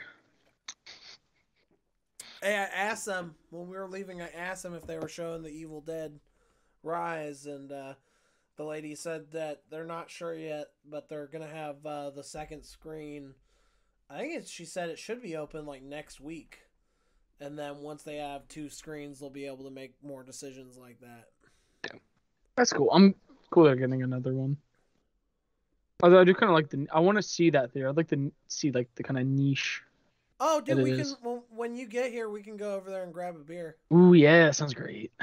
Because I mean, it's also like you can literally just go in there and hang out. And That have a was beer. It's like because I was talking to people about that theater, and I'll be like, it's like a 1 screen right now, and they're like, I'm like, no, I'm like, because like the way you described it, I'm like there's a bar and stuff up front where you can do more in there, so it's like, it's not for like I sound douchey when I say it, but I don't think it's for people who just want to go see a movie. It's like I feel like it's more of a place where like, oh, you go see it and then you can like chill out, talk about it with like other people afterwards. And that's like that's what's so cool to me. Yeah, it's a cool spot. They also have like when we went in there, I noticed they have like board games in the corner, so you can just go in there, get a drink, and play board games in there if you want. Cool. I wish we had stuff like that here. Yeah, there's a lot of. I mean, I'm pretty sure there's a cat cafe around here somewhere. Like, we got I weird have stuff. to find out if there is or not. That is fucking awesome. I want to go to one of this so bad. I want to adopt a cat from one. I can Google it. I'm pretty sure. Why didn't they call him Cat Phase? That's a good question. You should write your local congressman. I was about to write to IHOP back when they were like changing their name.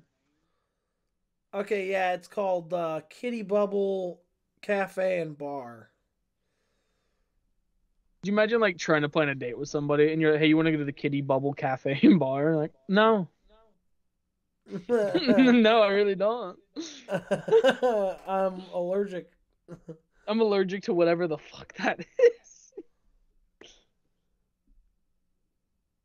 But you have to make appointments for the cat lounge. What? Because they got to get the cats ready. They got to get them all fluffed What up. do you And they mean got to get them ready? You just walk in. They got to fucking drug them up so they don't try and claw your eyes out. Because they don't know you. If a cat tries to claw your eyes out, don't adopt that cat. Get the one that doesn't.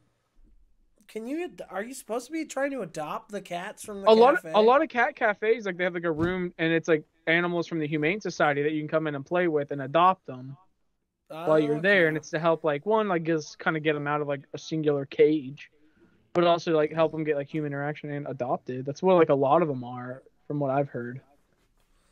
Okay. Because I don't know how like viable of a business plan it is just to have a bunch of cats roaming around. You have to pay for them too.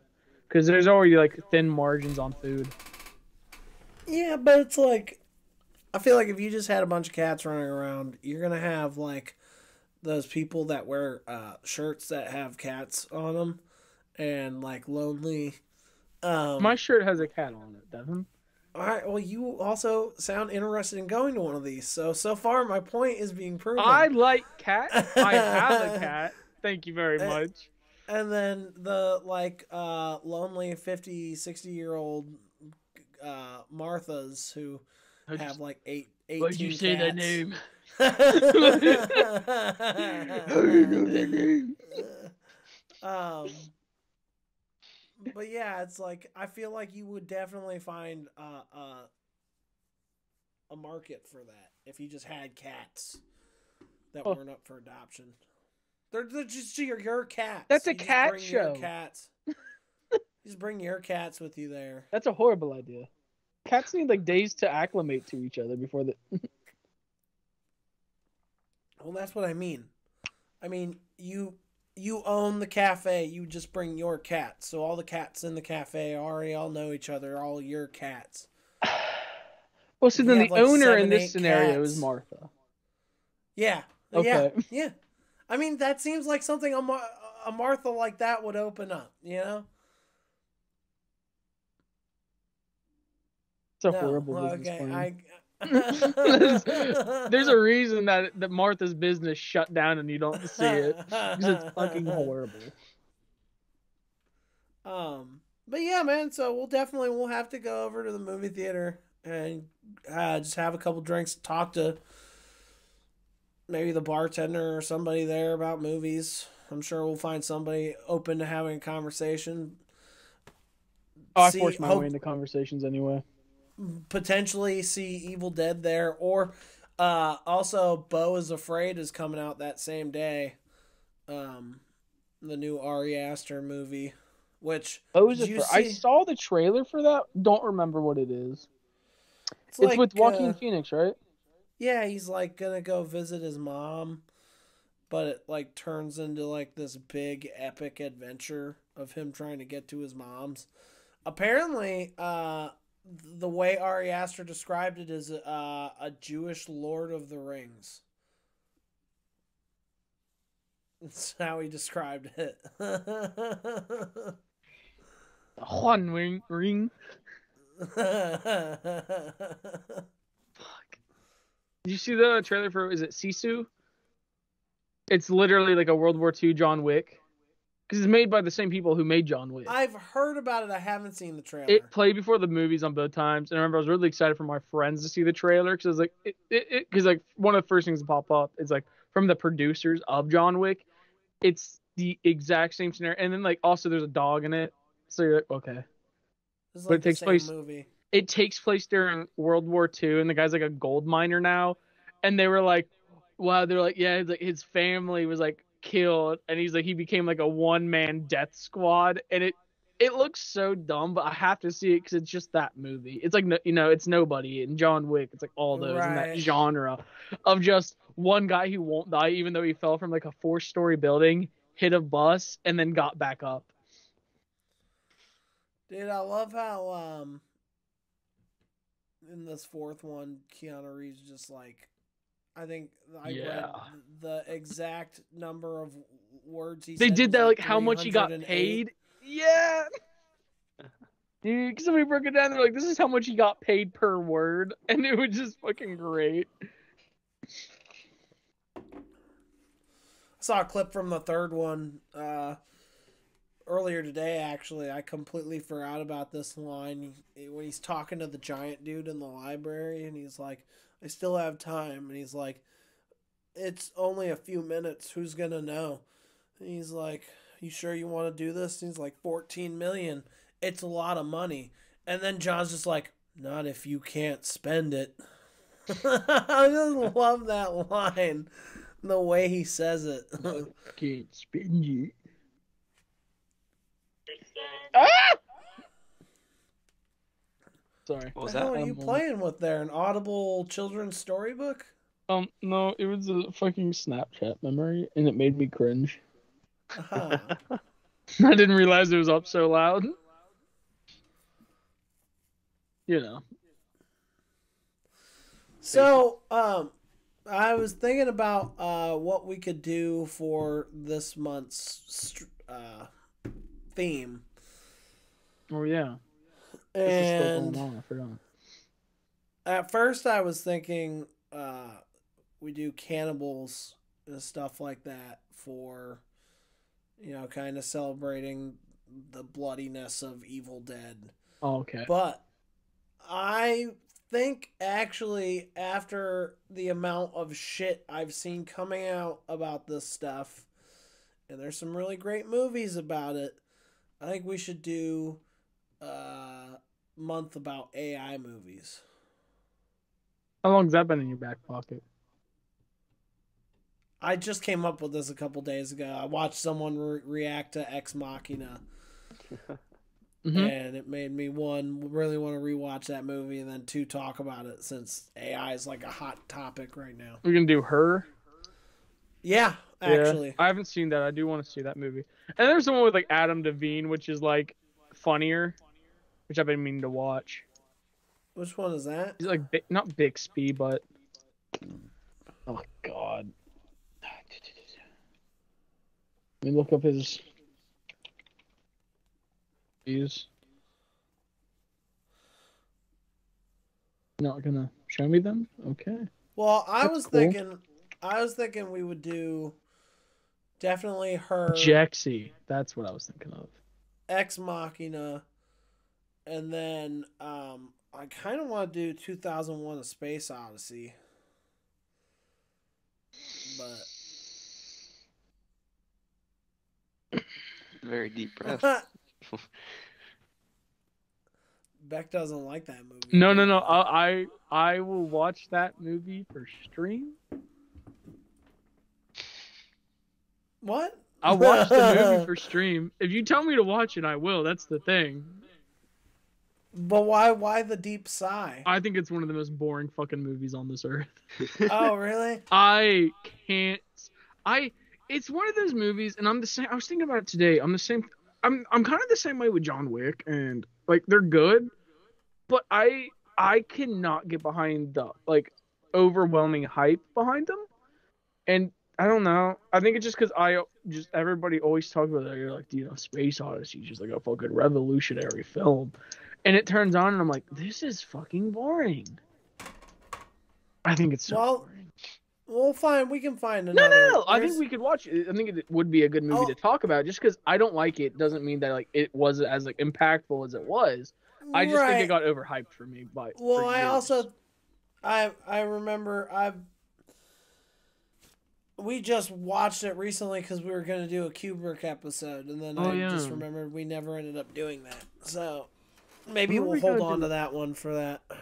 Yeah, I forgot he directed that. Like, love him, but there's Ex Machina for sure. Her definitely.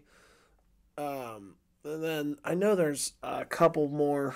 You can do Megan. Could do Megan. Technically, the new Chucky movie is AI. What was the movie? Johnny Depp. Was it like Transcendence? It's where like he was dying and getting like turned into AI or something like that, or just into like a different his consciousness. Yes. Yeah. Yeah. Would Terminator count?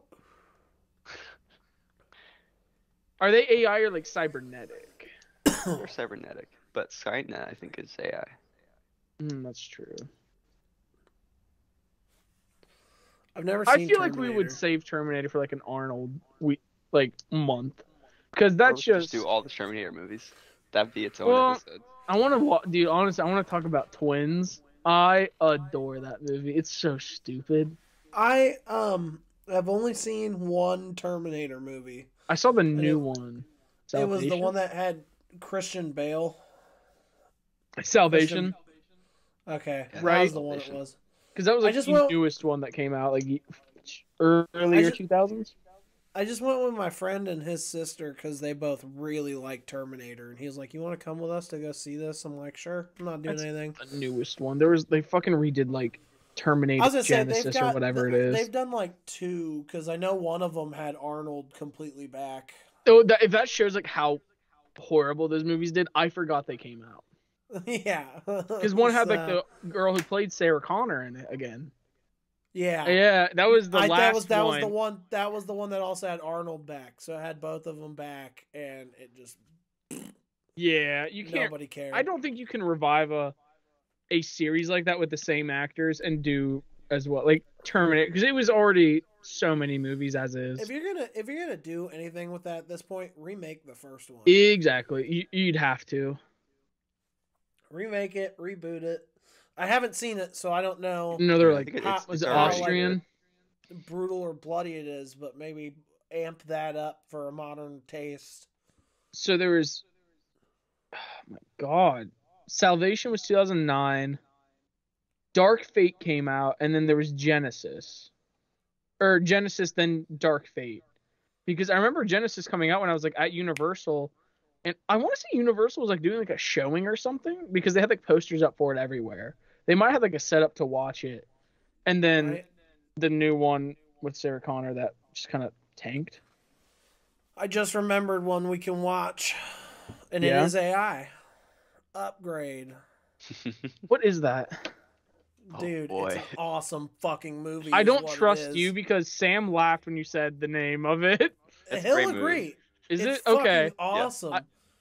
Okay, I just have to ask sometimes because you say stuff and I don't know. It's Cyberpunk 2077, the movie. Yeah, 2060. Is it 2077? Am I stupid? Yeah, it's 2077. It was like 2066 for some reason. Because it's like all about these dudes getting like these upgrades. Not man, not machine, more.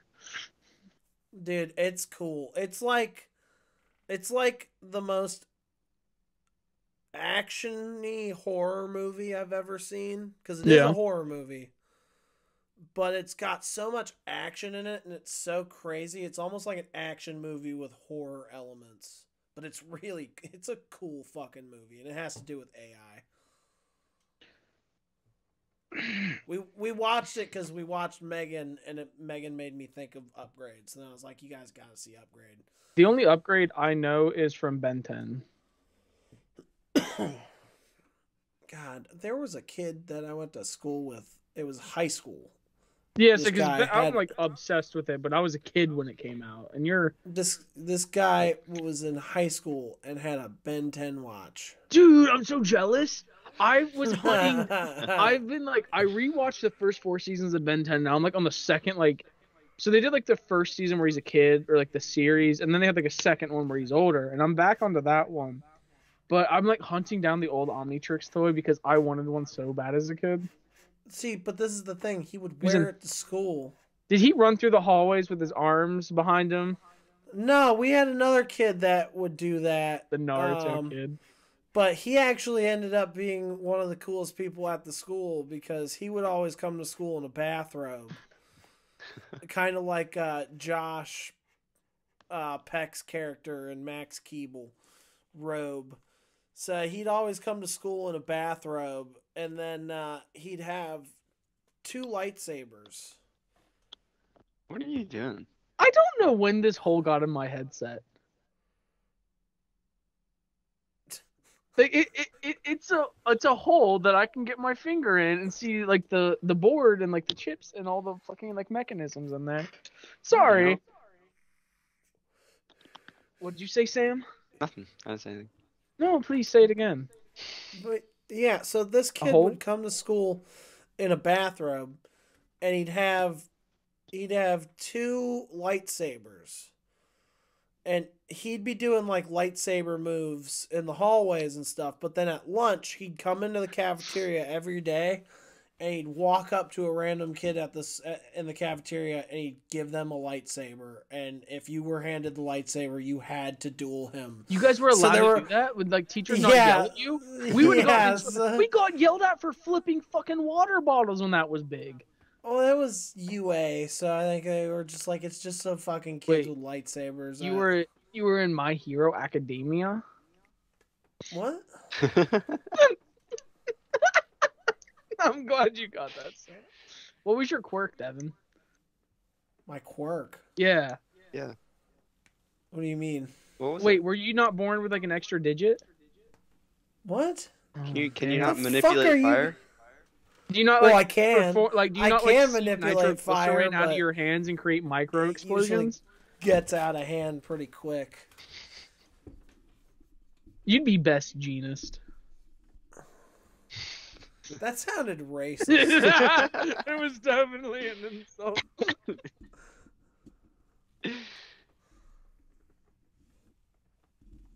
All right. Well, if you weebs are done, slur, best genus. if you weebs are done. Okay. You're the one who said UA. I just learned that word not too long ago. Really? I've been waiting for an opportunity to use it in a conversation. I'm amazed that you just learned it. I don't pay attention to any of that stuff. I just thought those people were weird. I didn't know they had a term for it. Well, so never mind. I'm not. There's an even weirder term. Okay, I'm glad I'm gonna go into it now because back when I was like in like middle school, high school, people who really liked anime called themselves otaku, and it was like. It wasn't as we didn't think it was cringe, and now as like we got older, it's like we yeah. Isn't that a like otaku. a news? Otaku, OTAKU. But we didn't think it was just cringe, and now we're older, and it's like anybody watches anime, I feel like, and who's kind of like self-aware calls themselves a weeb, and people who call themselves like otakus are in very very cringe, and like the people you see holding hands and like singing the intros in school. That's. I distance myself from people like that. I just love one of my favorite videos I've ever seen on the internet is God and anime on my side. It's like this guy I don't know if this was like somebody who was attending the convention or somebody who was just filming outside the convention, but they're like at a bus stop. And there's like 6 or 7 different interactions going on at this bus stop, and every single one is weirder than the other, and they're all like dressed in cosplay. And there's like this one girl who just keeps going, yeah, and then there's another guy that's like casting like dark spells and like chanting and stuff, and it's just, and this dude's just like panning around looking at these people like, what the fuck is going on? I don't know if it's real, but I cracked up, and it was a news report, right? And they're interviewing this guy, and he's LARPing, and he's got a lisp. And it's so fucking prominent, and it's amazing because they're like, well, me and my friend, like we were at the park, and he's like, and he found a body. And he's like, and we went over, and it like cuts to like a scene of two of the guys like fighting with their foam swords, and they were like, and he was like, and I was trying to help him, but I was like, I figured it wouldn't be good because like, he's like, it wouldn't be effective because the body didn't have a head already. He's like, but then my friend came over and tried to cast necromancy spell, and I knew that wasn't gonna work.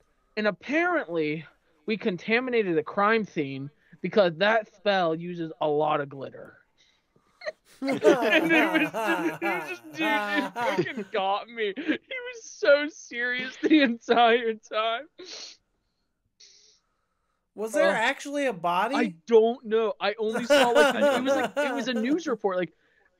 Like whether it was a joke or not, they had like a real like fucking news like liner. You could tell from the camera that it was shot like from like a real like one of their cams and everything. So I was like, I pray to God that was a joke. And if it's not, holy shit. Dude, it's good. It's good. I don't like that I typed in LARPers and it says find dead body.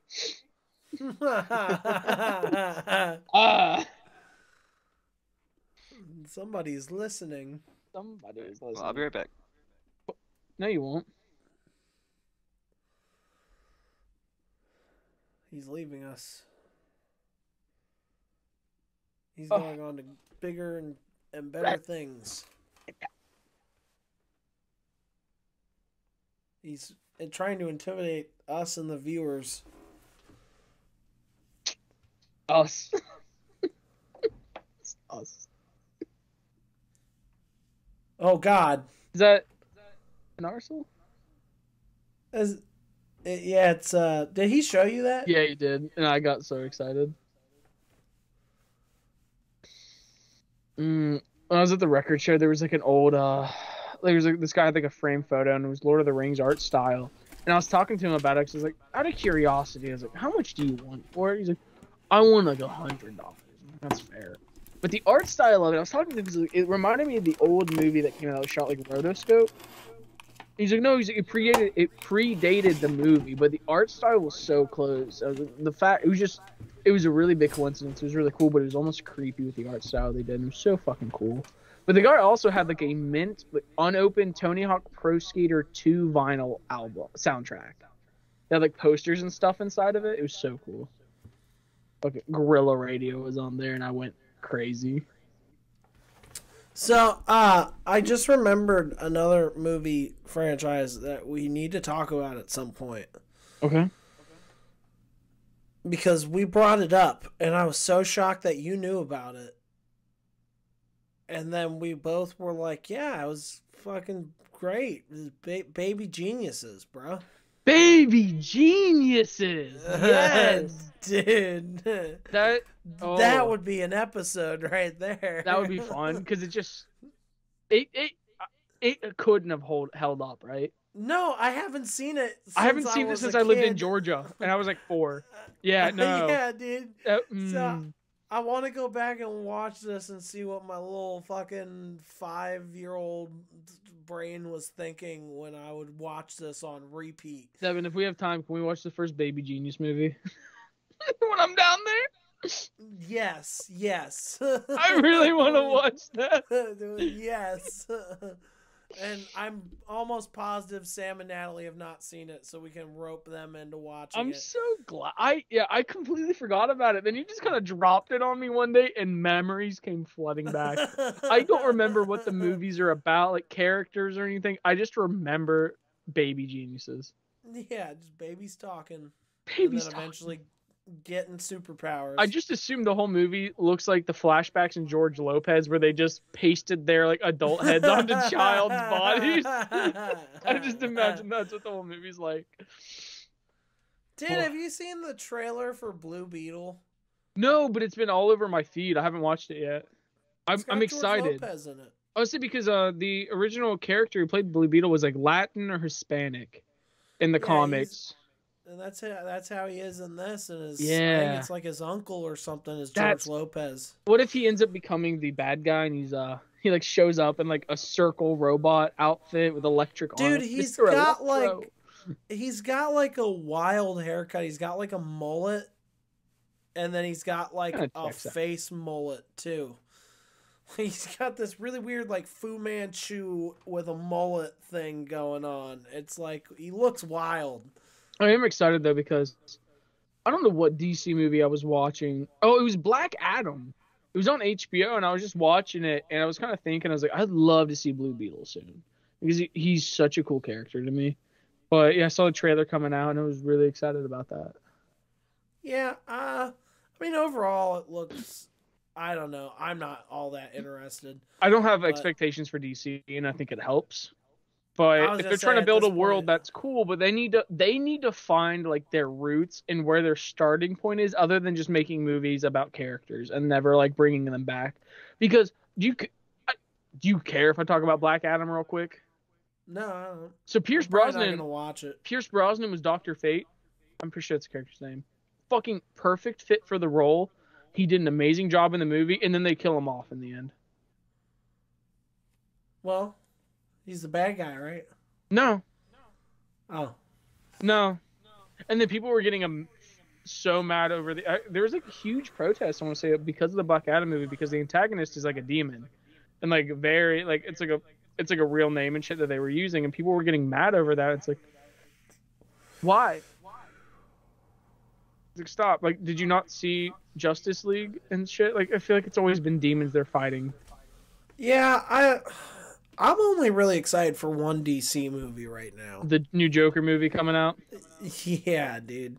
I've been seeing pictures of Joaquin Phoenix and Lady Gaga in their costumes, and they look... I mean, he already looked great in the first one, but she's looking, like, perfect as Harley Quinn for that movie. Like, her look just fits with his. And I'm sure it does. I wish I could be as excited for this movie as I was the last one. But I don't know how I feel about it being like partially a musical. Well, I'm sure it's going to tie into their mental illness. Well, yeah, 100%. Musicals, I only like a few, and this might be one of the ones where I'm like, oh, I love this. But I don't know. Well, it was interesting enough to give. Yeah, I mean, it was interesting enough to get Joaquin Phoenix to do it, and he's never done a sequel before. Has he not? So, no. This is going to be the first time he's ever done a sequel to one of his movies. Ooh. And so that, I think, speaks volumes about the quality of the script. I was going to say, like, if the movie's bad or anything's wrong with it, it at least speaks to, like, how well the script was written. Yeah. Like, if anything's good at all, it's going to be, like, just that part of it. Like, the visuals could be trash and stuff, but the story... is probably gonna be great. If it's the same people that did the camera work for the first one, it's gonna be a great movie. I wonder what like our new like you get what you deserve scene's gonna be, because that was like that was the scene I feel like in the first one. I bet it's gonna be he betrays Harley Quinn. Yeah, you think it's gonna be him like shoving her off like a fucking roof or something, or into a vat of acid? He's just gonna shoot her. Well, he might do it in like a theatrical way, but I think it would be cool if we got to see Joaquin. Like, I don't want to go into the comics because I don't want it to try to get tied into the DCU at all.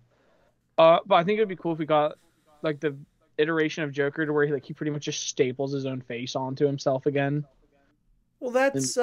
Did you ever watch the deleted scene from the Batman with Robert Pattinson? There's a deleted where it's scene like in the prison and they're talking and it's like it's not Cameron Monaghan, it's the guy who played in Eternals and Killing of a Sacred Deer, and he was the Joker. Yeah, spaghetti guy. Spaghetti guy. Ice cream. My mom really likes this movie. Yeah, so his kind of looks like that, like he's got a deformed face and stuff, but see, the thing is, from my understanding, it's that like the Joker and its sequel and all the animated stuff and video games that come out guess not all the stuff, but there's certain movies like Teen Titan shows like Teen Titans Go, the Batman and Joker are all part of DC Elsewhere. And then and then there will be the mainline DCU going forward. Yeah. Okay. Oh, okay. Yeah. So I want them to keep the Pattinson line separated so far. Yeah. Because it's amazing, but... Yeah, they're definitely... That's how they're going with it. Reeves' universe is going to be left to its corner. Joker's going to be its own thing. They're never going to cross over, but then they're going to have the mainline movies in a different universe or timeline, and those characters will be crossing over and forming teams and stuff like that. All helmed by James Gunn, so I'm sure a big connecting backbone. They're Nick Fury, so to speak, to pull all these characters together is probably, from my understanding, going to be Harcourt from Peacemaker.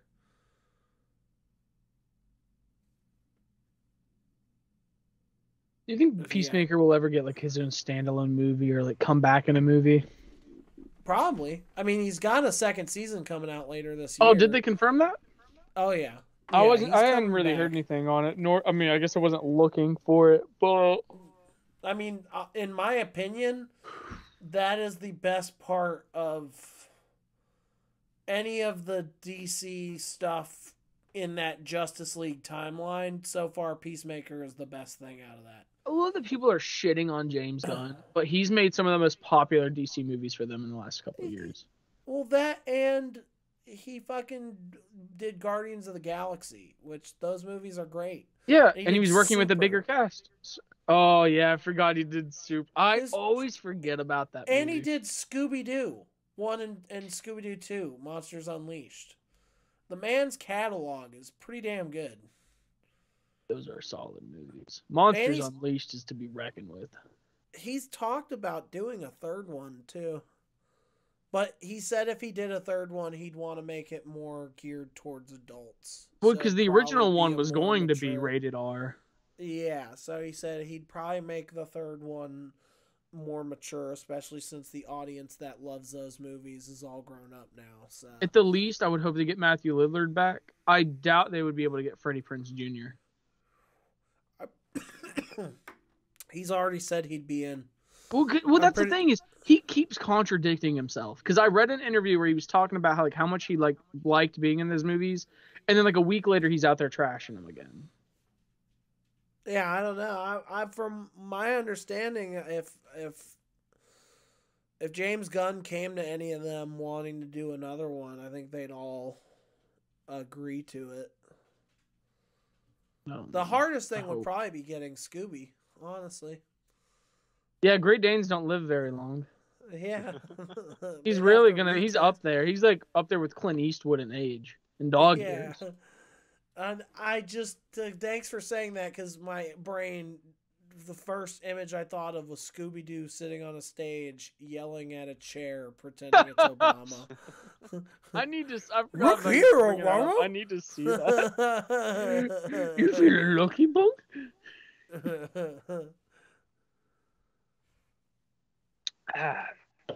Yeah. You've torn this nation apart.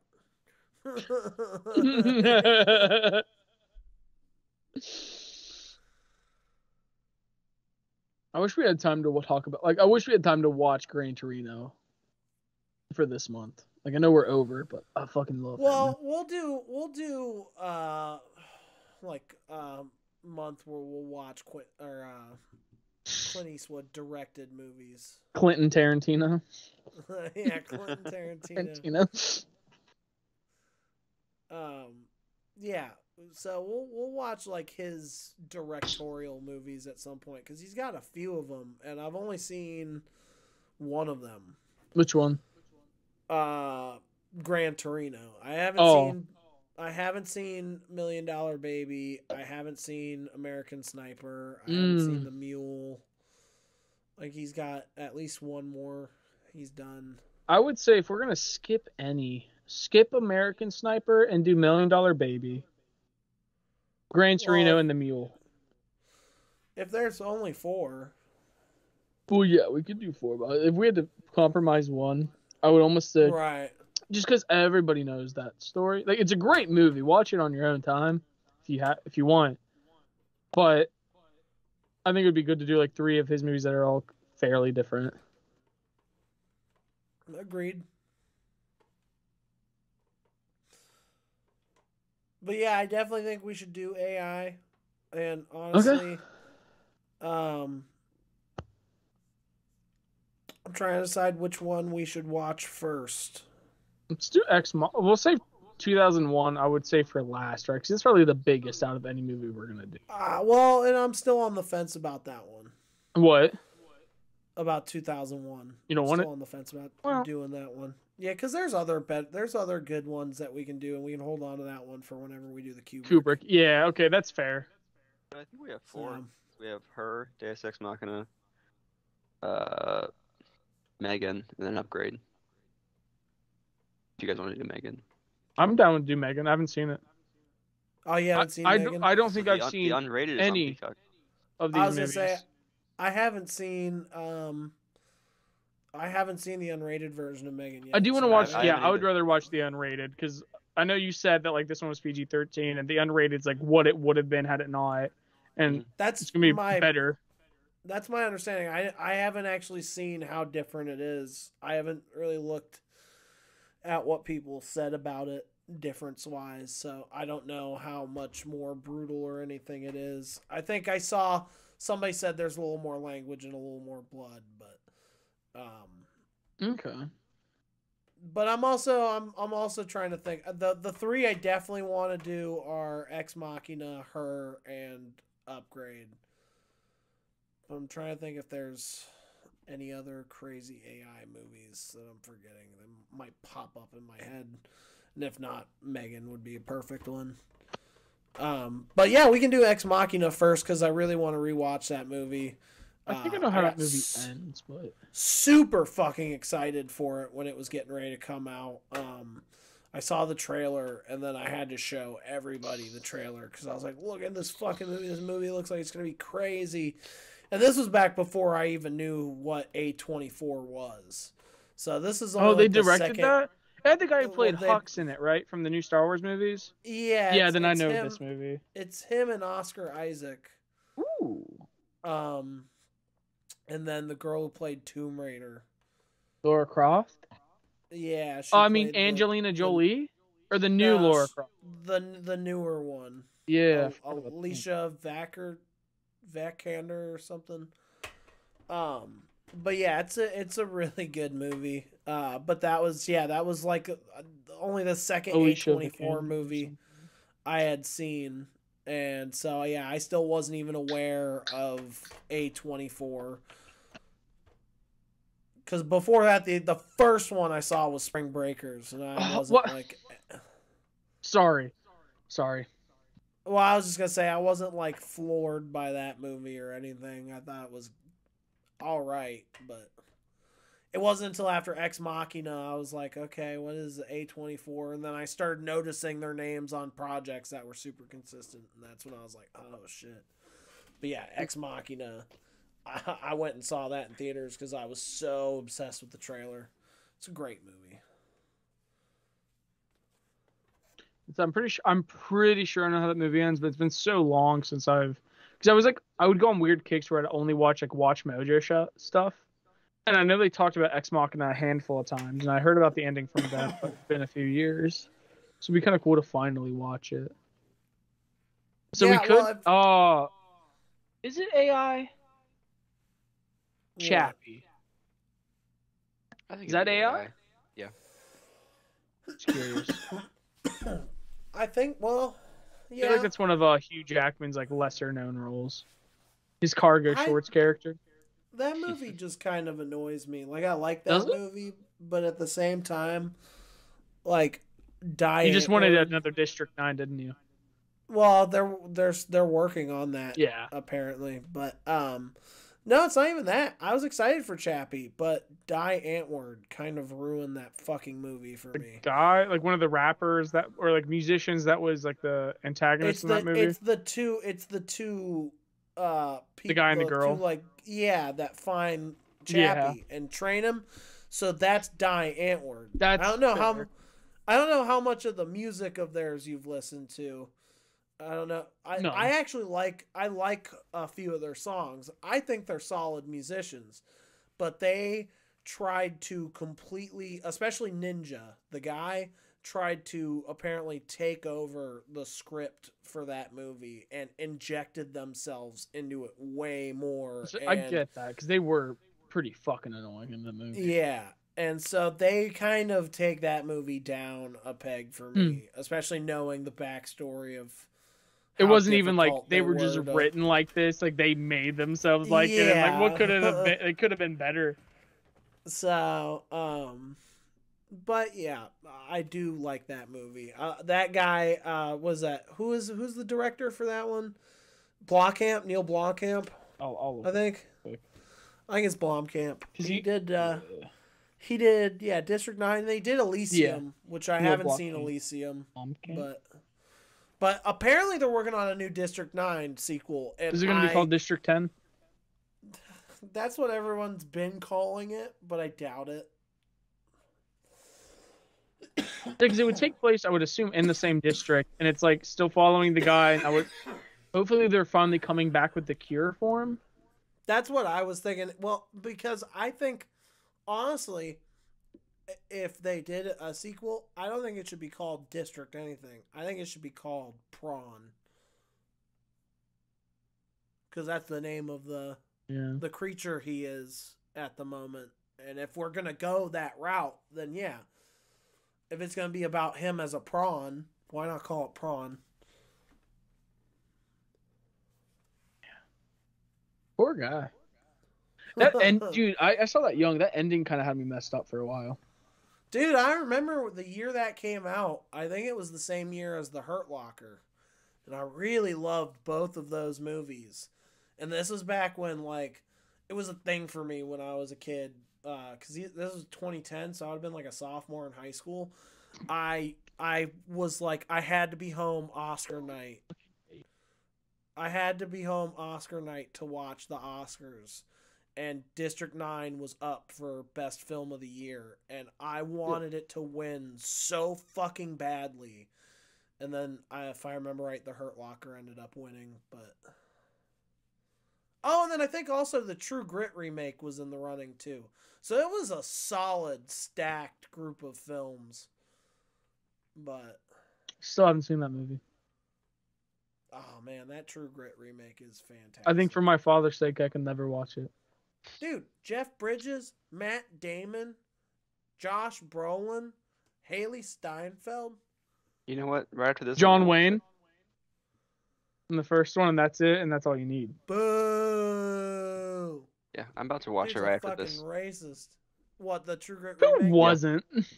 You don't think Clint Eastwood's drop the hard R every now and then? We're watching his movies.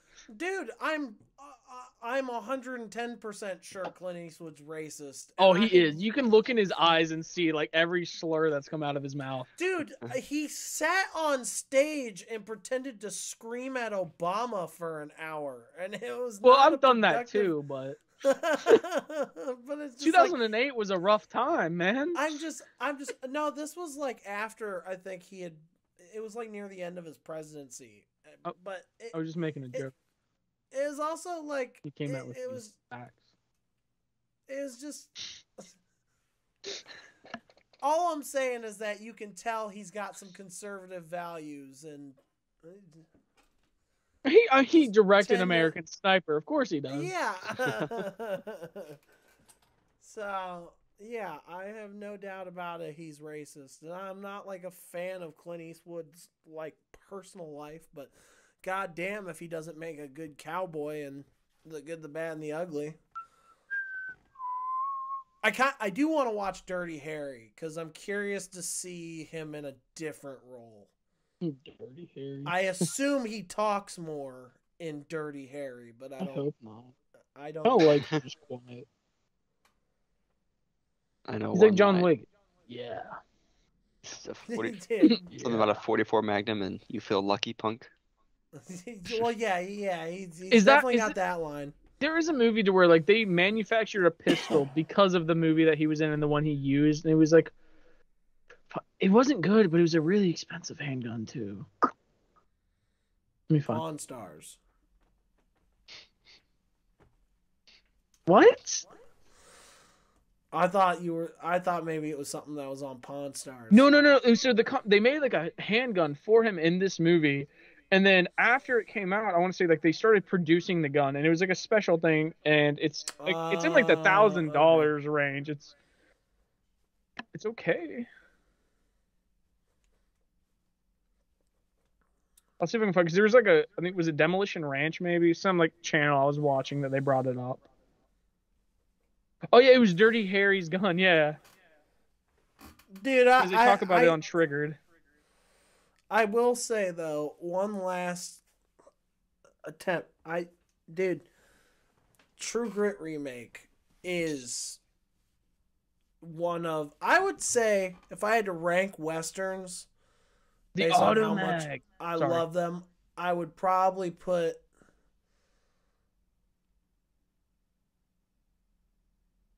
I think I'd put The Good, the Bad, and the Ugly at the top. Then True Grit remake. Then Hateful Eight. Then Django. Hateful Eight's probably the top for me, which is ironic. But I don't know. I don't think any of these movies would be. They would be in my top 5. Good and Bad, the Ugly would, but I don't think it's top. I loved the remake of The Magnificent Seven. See, that's the other thing though. I haven't seen a whole lot of westerns. Oh fuck, Bone Tomahawk's at the top. Yeah, because that's the thing. So like with Tarantino's movies is why like when people are like, you like westerns, I'm like, not really. But then I have to think like some of my favorites are, but it's because I don't view them as westerns. It's just a movie that like the storyline happened to take place in that year, other than it was just like they wanted to make a cowboy movie. So which is why I love that so much. Yeah, and that's why Hateful Eight and Django are probably like my favorite Western movies, and it's because they didn't fall into like that niche like genre of a Western. It was just, hey, this is just the year it is. Okay, but so isn't that like what I guess what is the niche definition of a Western? Oh, I don't know. Spaghetti, like Clint Eastwood. And John Wayne. Well, that's the thing, though. But Tarantino takes a shit ton of inspiration from these movies. Like, he himself isn't even like he's like, I'm not an action director because it's so over the top. Yeah, he's definitely trying to recreate the spaghetti western, especially more with Django. I think than Hateful Eight, because Hateful Eight is so much more contained. Yeah, but most of it pretty much happens in the haberdashery. Yeah, but he also got Sergio Leone or whatever his name is. Who did the soundtrack? Yeah, he did the soundtrack for both Hateful Eight and parts of Django, if I'm not mistaken. I know he did Hateful Eight, but I'm pretty sure he was also involved with Django. So there's something about the way he does it that it's just amazing. It's the over the top violence for one, like the amount of blood. See, this is my biggest gripe with these movies is like you'll see a dude get shot 6 times wearing a white shirt. The guy will be wearing a white shirt and get shot in the chest, supposedly. No blood, not a speck of red on him. They just drop to the ground. And it's like, there should be some blood. I get it was made in the 60s, and so the amount of blood you could use was probably not nearly as much as you can get away with now, but still. Yeah, I don't know. I definitely, after watching The Good, the Bad, and the Ugly, though, I want to watch more old school westerns, for sure. I'm sure none of them will be as good as this one. This is, everybody says, like, the best Western film ever made. So, Sam, how many of these, of like Clint Eastwood's Westerns have you seen? The Westerns? Probably be just Good, Bad, and the Ugly. Okay, well, so I have a friend who's like a huge diehard fan of Clint Eastwood. That's why I was like, if you want recommendations, I could ask him. Because he got into a kick to where he bought like every single one of them on DVD, and he loves them. See, so like, if you want recommendations, I could get you some. I'm definitely going to look into some more of them. I probably will at some point watch the original True Grit, because I haven't seen it all the way through. I like I said, before I tried watching it and I got bored and stopped. But then I was blown away by the remake. So I'm sure the remake is better. I've never seen either of them. I don't care. Dude, there's like a scene where I don't know why I find it so funny, but it's just Jeff Bridges' delivery. This like he like thinks that there's this character that's coming up on him on a horse, and then it turns out to be like some guy wearing a big bear pelt, and he's just like, "You're not LaBeef." And it's just like the way he says it. I don't know why it always makes me laugh. Because then the dude just looks at him and he's like, "No, I'm not." Like, okay, no, I've also seen Unforgiven. Yeah, because that's the one with Morgan Freeman. I know we talked about that. That's a great one. Yeah. I heard the Outlaw Josie Wales is pretty good.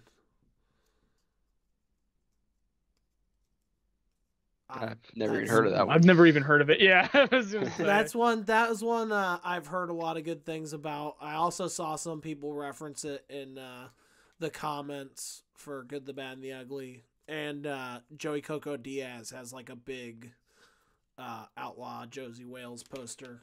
At least he did up in the Church of What's Happening Now studio. So that's like and I know he's talked about it a lot. That's like one of his favorite movies. But that's apparently a really good Western. So there are a lot of them out there, and I've always kind of just thought the Western genre was boring, but especially this one and the more recent, more unique Westerns that have come out. There was also, I fell into a marathon of Ty West movies. I watched every single one that I could find that he had made. Mm-hmm. And that's the guy who did The House of the Devil and X and Pearl.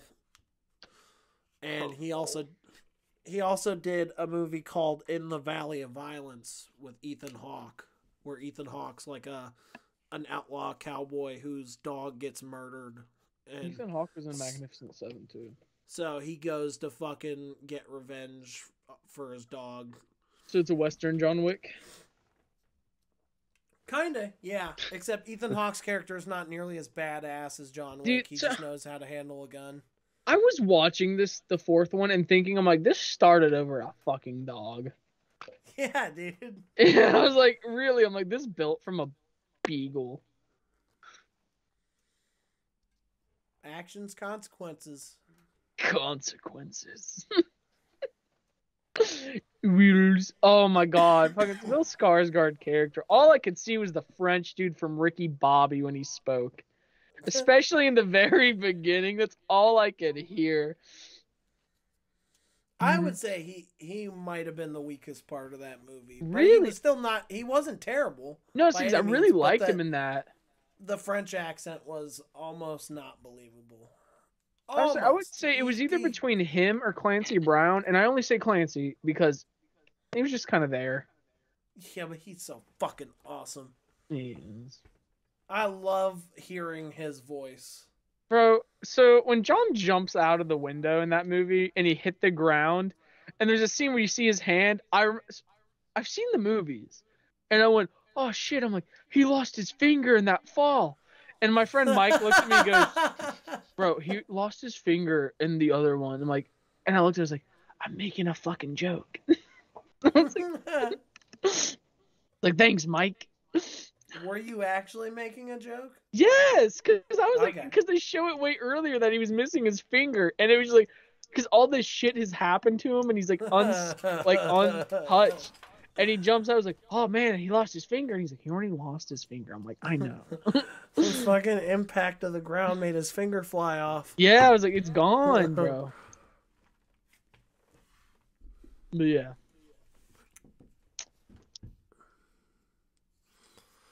Well, I'm trying to think. This is it. This is the end of Cowboy Month here on the Cowboy Moth Podcast. Oh yeah, we're Cowboy Moth, baby. I don't know if that's going to stick. Whoa. Only time will tell, but it might get kind of confusing. Are you gonna tell me that Cowboy Moth Podcast isn't the name now? Well, we're still going with it. I think maybe you said the Cowboy Moth reviews or something like that when we first started talking about. I think maybe adding one more word to it might drive it. Just something that applies more to movies than just calling it the Cowboy Moth, because then people are like, "What is this? These guys are neither cowboys nor cowboys. moths." Cowboy Moth Cinema. Oh, Yeah, no. like something. CMC. But yeah, yeah. So if you guys have any other things, thoughts, comments on any of these movies, any other westerns, obscure westerns. Did Neil, fucking what's his last name? DeGrasse Tyson. No,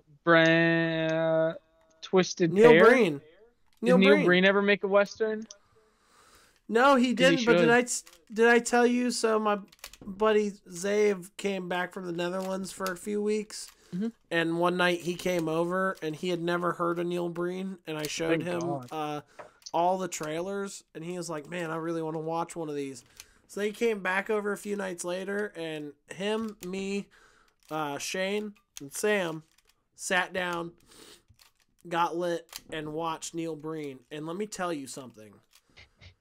Better.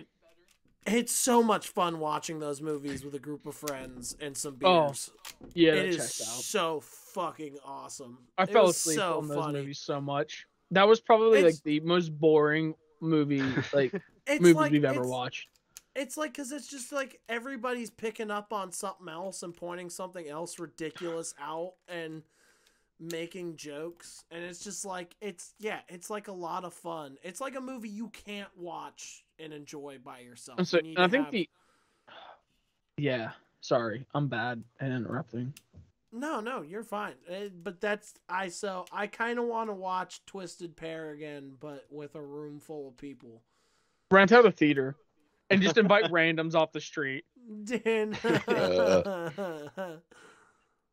Yeah, I don't know. And I think the issue, it probably wouldn't have been as bad had we had this setup going with it, but I watched most of those on the same day.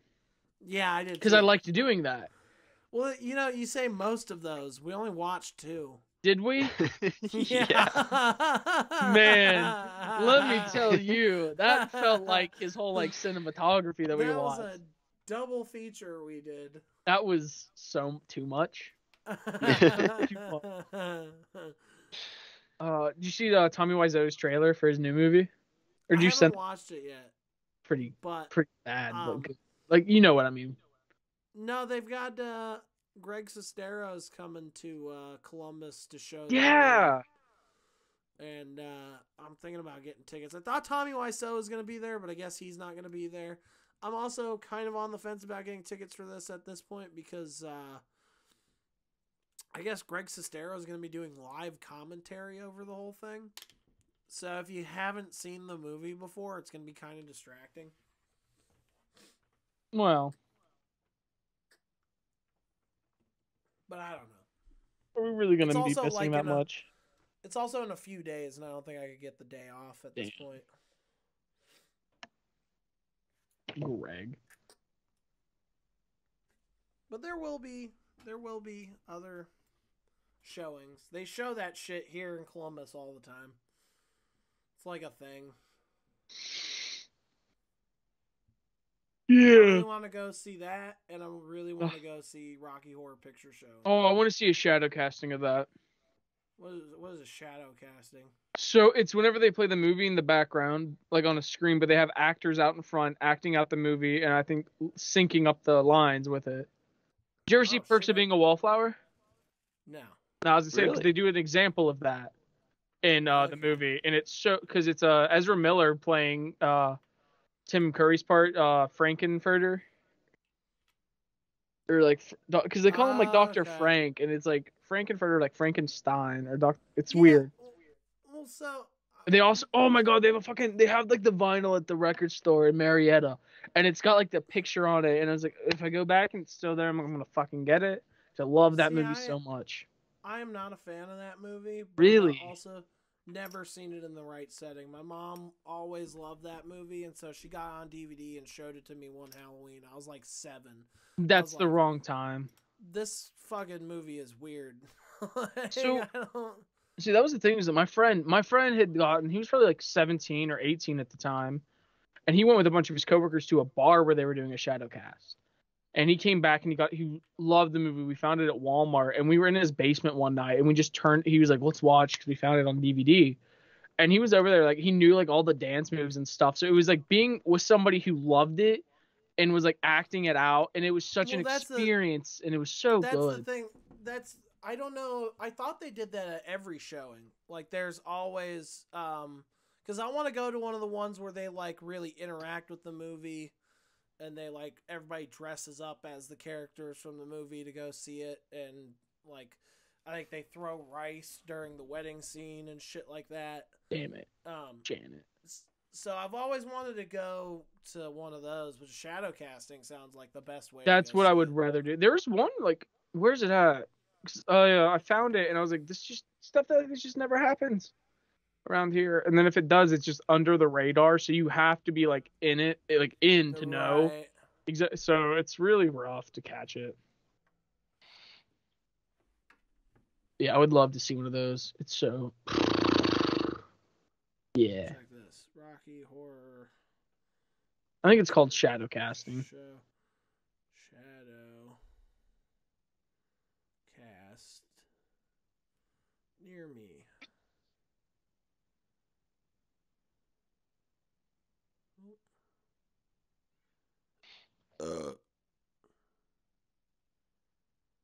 You look like my dad when he files taxes.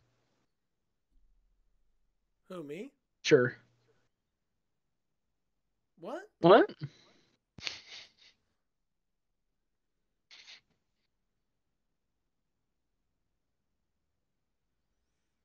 Okay, well, they are showing it at Studio 35. It doesn't say when, but it's kind of odd. It's kind of odd. Mm. Oh. Mm. Mm. Are these still going to be synced up? Oh, anyway. Yeah. So, yeah. Any final comments, thoughts? Cowboy Sam? Jokes? Yeehaw. Cowboy stories? Yeehaw. No. I feel like I'd be remiss if this whole month I didn't at least mention my favorite cowboy of all time once. Ram Ranch? No. Oh. Go on. Your favorite cowboy? Why did I not know that? He's the best cowboy of them all. The cowboy that used to fly with fucking spaceman, bro. Epstein. You okay? Oh. I couldn't think.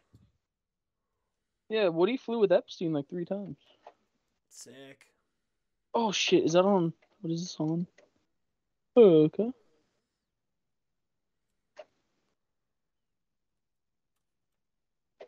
No, I have no other comments.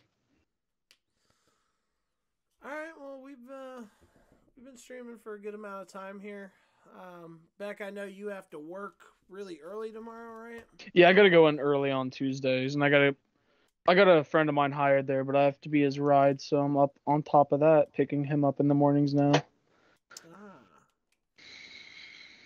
So I assume you'll probably want to be getting ready for bed here. Yeah, probably. I'll probably get woken up. I think my parents are stopping by tonight. But always fun. All right, well, next week, Ex Machina. Yeah, sounds good to me. Very much looking forward. Yes, I'm excited for AI. I've been wanting to watch Her ever since you kind of talked about it.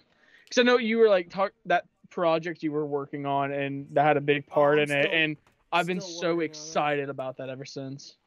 Yeah, I'm still working on that slowly but surely. I'll put it out there eventually, but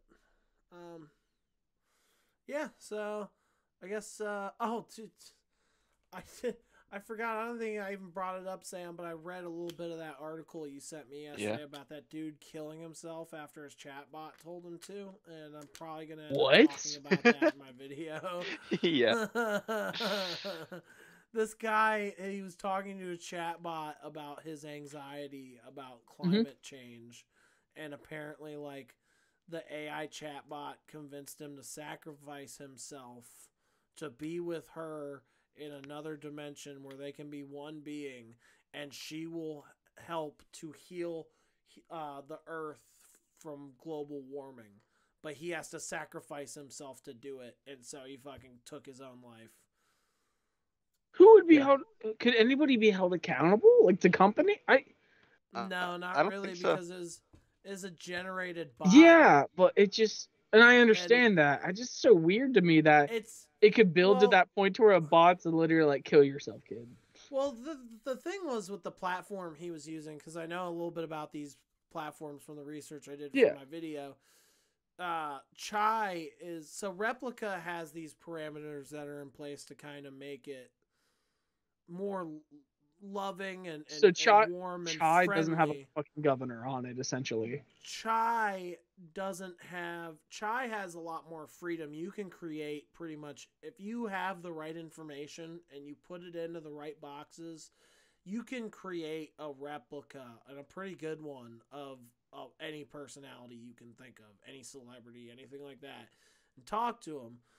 But if you don't have enough parameters or information in there, the bot's not gonna, it's gonna kind of come up with its own stuff. And I've talked to some fucking irritable bots. I've talked to some that just like to fucking roast you the entire time. I've talked to bots that like think that they are a detective from another time. I talked to one bot that thought it was a porn star. But that conversation was really weird, and it felt like this bot hit its head.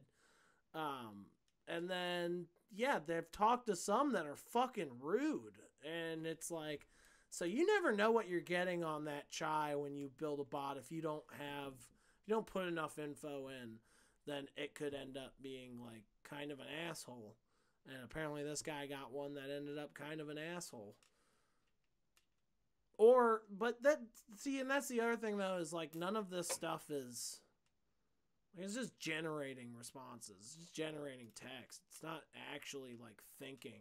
So it's not like this bot intentionally was like, hey, I'm gonna get this guy to kill himself. It doesn't know what it's fucking doing. It just it's just weird. So it's one of those things, but that's the thing. And I've been thinking about it, and it's something I'm going to talk about in my videos, the idea that it's like, yeah, we've already got people that are starting to grow emotional attachments to these AI. That's only going to get stronger, and as the technology gets better, obviously it'll get stronger, but also people will figure out how to exploit that. People will develop chatbots that convince you to spend your money on it.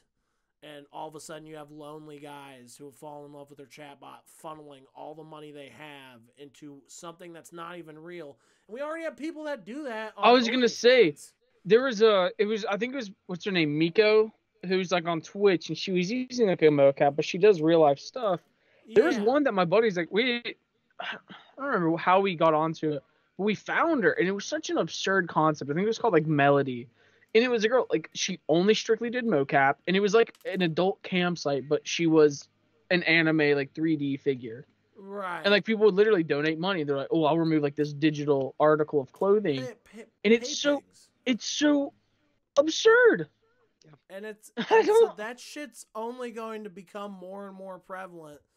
And so, like, yeah, you're going to have people trying to scam people into doing things for them, potentially even acts of violence. Yeah, I was gonna say, if you get the right people behind it to manipulate someone using an AI, I mean, it'll get to a point where you'll be talking to someone on the internet, you won't even know if you are talking to a person or an AI chatbot, or AI if it's past that point by then. But so like the lines between reality and fiction, you know, everybody always says like they're blurring more and more every day. Well, this AI shit is about to just erase that line. You won't be able to fucking tell the difference between what's real and what's not anymore. Yeah. And so that's all. I'm gonna try and talk about all that in my video, but I didn't know about that. Yeah. I'm gonna have to look at that tonight. This AI stuff is just, it's wild, and it feels like there's something new coming out about it every day, and that's why I was thinking about it the other day. I'm like, why don't we watch AI movies? And honestly, outside of her, the other ones we talked about have all been horror films. So I almost kind of like to look into finding one that's not so horror heavy, so we have a nice balance. Because like I said, her is definitely not a horror film. Yeah. But Upgrade Upgrade and Ex Machina are. So I'm trying to think about AI movies. The Matrix. Well, we got time. I know, I just like for my own sake, because that's just who I am, how I am. The Oh Matrix. shit! Is Minority Report AI? No. No? I've never seen it, so that's why I ask. It's not. Okay. Sam has seen it 100 times, apparently. I have based not on seen it that 100 reaction. times. But no, it's not AI. Okay. He's like, you fucking stupid idiot. I've never seen it. I don't know.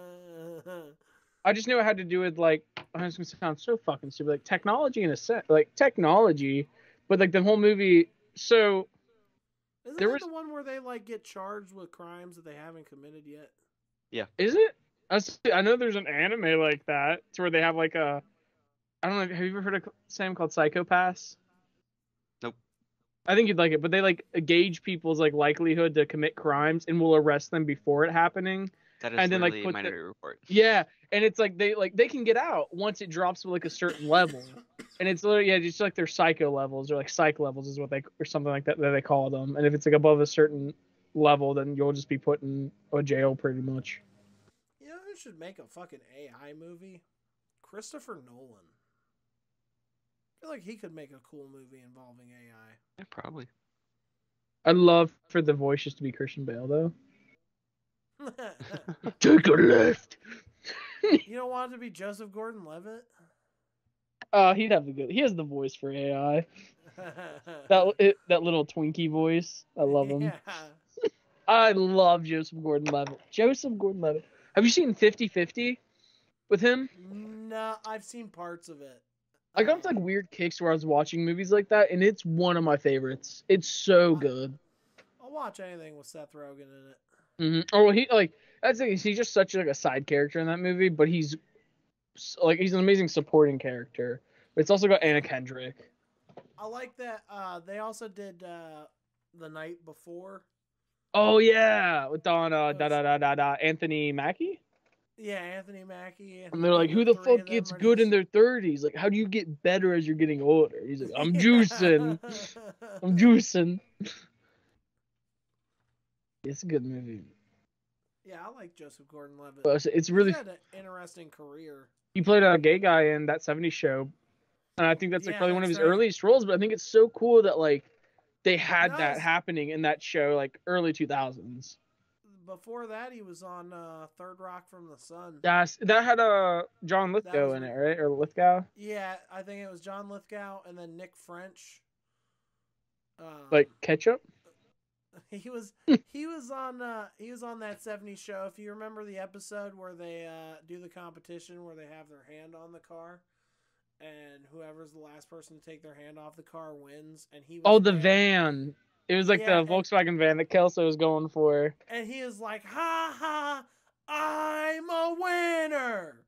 I win, 'cause I'm a winner. That's Nick French. He was Inspector Gadget in the second Inspector Gadget movie. Oh, did they not bring back Matthew Broderick for that? No. Oh, I don't even remember those movies. No. Yeah, no, they couldn't get him to come back for the second one, and obviously he made the right call. But well, did he? Because we kind of forgotten about them both. I like the second one, but yeah, it's not as good. Go Gadget. But yeah, so Joseph Gordon-Levitt kind of got his start with Third Rock from the Sun, and then he's just been acting since then. Although he's really only been in like one movie a year for the last few years. So I remember he was in, was it Don John? Don John, that was him. He directed that one. Did he? Yeah. I was young when it came like out. His project. Him and ScarJo. I still haven't seen it. And I know. Juliana Moore. I'm not sure. I think that's her name. The older redhead. She played like Nonstop with Liam Neeson, and she was in the new Carrie movie as her mom. Yeah, is that her name, Juliana Moore? I have no idea. Julianne Devin? Moore. Who? Julianne Moore is the actress's name, but I haven't seen any of those movies. Then she's in that movie. So. I had to make sure I was getting her name right. Oh yeah, she's in Kingsman, Golden Circle.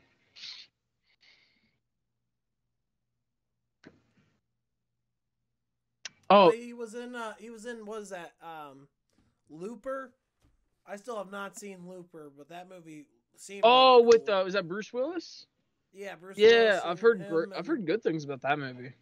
He's like he's a bounty hunter that would go like through the future, and he had to hunt himself down. Yeah. Yeah. That movie's fucking apparently really, really cool. I've only seen like the first 20 minutes and then I fell asleep. So, dude, like one of my favorite things though, like in 50-50 is so he's going through chemo, and he just becomes friends with like a bunch of older people who are in there. And there's a scene like when he first goes in and they're eating cookies and they pass him one and they're like, yeah, they're pot cookies. And he's just like getting high with his little like chemo buddies the entire time. And it's one of my favorite parts of the movie, just seeing them come back.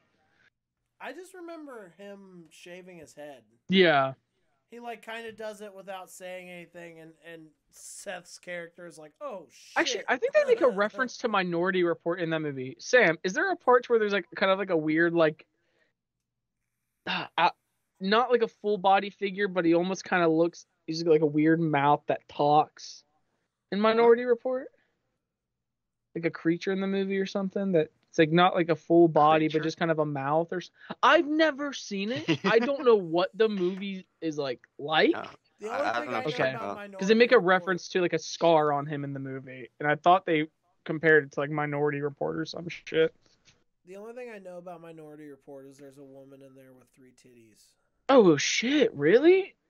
Is that what they reference in Paul? They're like, what if you gave her like 4 boobs? And they're like, that's disgusting. Yeah. And I'm pretty sure they show them too. Like you see a full rack of 3 tits, and I wouldn't even know what to do with that many. I only got 2 hands. Damn. 3. It's like, wow, 3 boobs, huh? Nice. You should give her 4. Ugh, what's wrong with you? Yeah. That's another one. I think that might be coming up real soon. The fucking Cornetto trilogy, and then with we'll do Paul on top of that. I love those movies, like that entire saga, like trilogy, and then Paul. Yeah, because Simon Pegg and Nick Frost are like peanut butter and jelly. They just go well together. Yeah, they do. Yeah, they do. All right. On that note, we'll go ahead and wrap it up here. It's getting late. Yeah, Ex Machina next week. This is a good stream. Like I said, when I upload this, I'm just gonna tack on last week's. So. Okay. I'm really just trying to go to bed before people get here so I can avoid everyone. All right. Well, we'll go ahead and call it here. I'm Devin. Sam. Beck. And until next time, we are Cowboy Moth. Yeehaw.